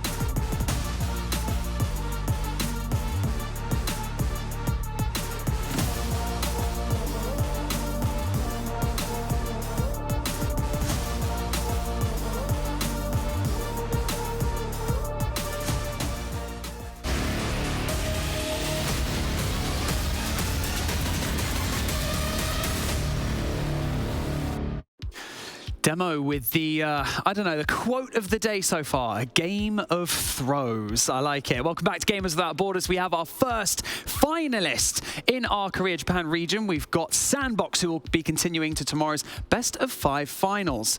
And if they are successful there, they'll take home $300,000 worth of charitable donations and claim that first ticket to Gamers 8 later in the year. So, fresh on the fence, as you're being aptly named at the moment. That developed into quite a close series, didn't it, towards the end? Pretty questionable as well. Yeah, I just know when to change allegiances. That's all it is, Barney. I was pretty confident of Crest on that map before we went into it, and then after seeing map 1, I was all about the sandbox. But it was not all plain sailing on Villa. I thought that strategically that was a really rough game of Villa from both points of view, in terms of, you know, the 1-2-3 processes that happen all the time that we're used to seeing on Villa. Neither team really had those processes in hand. I think, you know, particularly on the defense, as you're going to see SANDBOX on the defense, they lost 3 Aviator Games defenses, and they were completely unaware of how Crest were going to try and take Aviator Games, and they lost it. Should have been 5-1 realistically on their defensive half. Should have got it done a lot sooner. And then once SANDBOX got onto the attack as well, it was a very similar story. Strategically, there wasn't that much going on for them, but they were getting carried and carried and carried by individual gun skill and individual just decision making to force their way into sight and to force these plays. Particularly Good Boy on at least one of those trophy rounds where he's just walking in, you know, scot-free, finding a couple of kills and you know, winning the round for his team. I mean, speaking to the fact of, you know, SANDBOX being great fraggers, Crest on multiple occasions, they burned through their utility very quickly. And then they're left in those gunfight situations. And if they know their opponents, they know that SANDBOX are really good fraggers, you're already putting yourself on the back foot, right, Anne? Yeah, exactly. I mean, there was a lot of questions around utility in this game, a lot of question marks I had above my head, lots of breaching charges that both teams really seem to love. And then, for example, a round where Crest they attack the kitchen, and they've just used their S charges to open up the wall towards Secret, and then they have no S charges left for the castle barricade, but they do have the breaching charges, and still they decide to push somewhere else. Whereas on the side of SANDBOXes, on their attacks, I feel like when they went for these explosive attacks, and like Fresh already mentioned, when they just have a player walking into the side, that was what really worked well for them.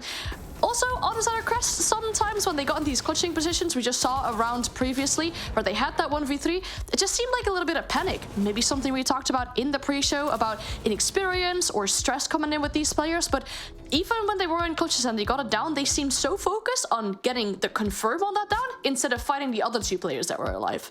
Yeah, so decision-making seeming to be quite a difficult thing for Crest to overcome. Also, you know, we're kind of hitting on Crest a little bit here. We're saying, you know, they had a difficult map 1 as well. Coming into map 2, played a bit better, but it was just frantic play left and right. Crest actually came into map 2 looking a bit stronger, definitely having a few more confidence plays as well, and their pace was a bit better, wasn't it, Fresh? Yeah, it was a little bit better. They certainly seem to, you know, I think from the side of Crest, strategically, they probably were the better team on Villa. I think, you know, especially on their attacks, they were finding their ways to win. I mentioned it. They got that 3-3 attack half split where, you know, they were covering a couple of rounds, especially the Aviator Games round, and they were trying to bring a bit better pace, you know, especially the first time that they attacked that. So, you know, I think they can hold their heads up high, but I think it's just, you know, it's a case of a little bit of inexperience and a little bit of just nous to understand their opponent and what their opponent's win conditions are. And I think, you know, if we see them again, you know, in future tournaments or whatever it is, hopefully they've developed that, because their strategy on both maps hasn't necessarily been too bad. It's just been the pacing and just getting a little bit overwhelmed in those late round scenarios. Yeah, Demo also mentioned during map 2 that, you know, if you lose the first 2 engagements, you're forced to then make a play because you're in that, you know, that player deficit. Something that Crest fell short to quite a few times, I think, but give credit where credit's due. I feel like at least in the first half of map 2, Whiskey played absolutely out of his socks. I think he was, you know, 8-2 going into that turn. You know, Anne, I've got to give credit where credit's due, right? Exactly, yeah, you gotta give credit where credit is due. Some players on the side of Crest had a way better performance than that last game. Whiskey still seemed a bit shaky sometimes, but had a better performance. Also, Acerola had a way better showing in that previous game, and something that I mentioned before going into this map was that I wanted Crest to shut down Envy Taylor. They were doing that, not necessarily specifically on that first entry engagement, but he didn't have the brightest of stats into their game somewhere halfway. Another thing that I noticed is that TOP was getting the entry in almost every single round that Crest got the entry. It was only 2 times that someone else got it, but TOP also being super influential on those entries, setting the stage for themselves. But indeed, as you mentioned, when you lose those first 2 entry engagements, it's so difficult to come back from that. We're kind of setting up a conversation for a little bit of an MVP talk, so I'm going to go to you, Fresh. Fresh, who was your MVP for that series? Ooh, for that series? Oh, that's going to be a difficult one. I think Envy Taylor obviously had a very good bank, and then also brought it back around on Villa. Oh, I don't know. It's got to be a SANDBOX player, hasn't it? Yeah, it does. I kind of threw you in the deep end with that question. I apologize. But, you know, we have to discuss these things when we're on the analyst test, don't we? Okay, before we throw over to a very short break, I'll have to ask you, we got the EU bracket coming up soon. You guys aren't going to be here for that, so I want to get your take on it before we go. I think we've got BDS going up against M&M. Any hot takes for this one, or are we thinking this is a BDS win? Anne, I'll come to you first. Ooh, I feel like this is such a difficult game to predict because M&M recently got top 8 at the Major in Copenhagen 2 weeks ago. BDS have won Gamers 8 before, but they've shown that they had a bit of a slump during stage 1 of Europe League. Can they come back? They've had some time to come back from it, or is M&M just going to continue with a dominant performance? I don't know. It's going to be a really close game for sure. What about you, Fresh? What's your take on this? I think it's BDS's game to lose. Genuinely, I think on paper BDS should be the favourites and probably are the better team on paper. However, the game's not played on paper; it's played in the server. And M&M, their most recent performance, where they did end up losing in the major, they should have beaten W7M. They should have beaten the eventual champions. So I think their mood and spirit and momentum is pretty good. So I'm going to give you, I'll get off the fence. I'm going to say M&M win this one. Nice, I like that. We'll see if Jesse and Jacob's point of view differs, but we can talk about that in a bit. We also have an updated bracket. For everyone at home or the viewers who maybe missed some of that, we can kind of come back to this and collect our thoughts. Korea-Japan bracket will be on your screens very shortly, where we can see where we stand. Here we go. Okay, so we don't have the results of Talon versus Cyclops as of yet, but here you can see SANDBOX Gaming will be playing in our grand final tomorrow. It is a best of 5, so we're in it for the long haul. Crest Gaming unfortunately sent home, but not without anything. They have $75,000 that they can donate to a charity of their choice. So, you know, in a way, everyone's a winner. And with that, we have our first finalist, SANDBOX Gaming, and we'll be switching up the regions and heading over to EU for our next series, where we will once again find another finalist for that bracket. So we'll have BDS going up against M&M after this quick break, so don't go anywhere.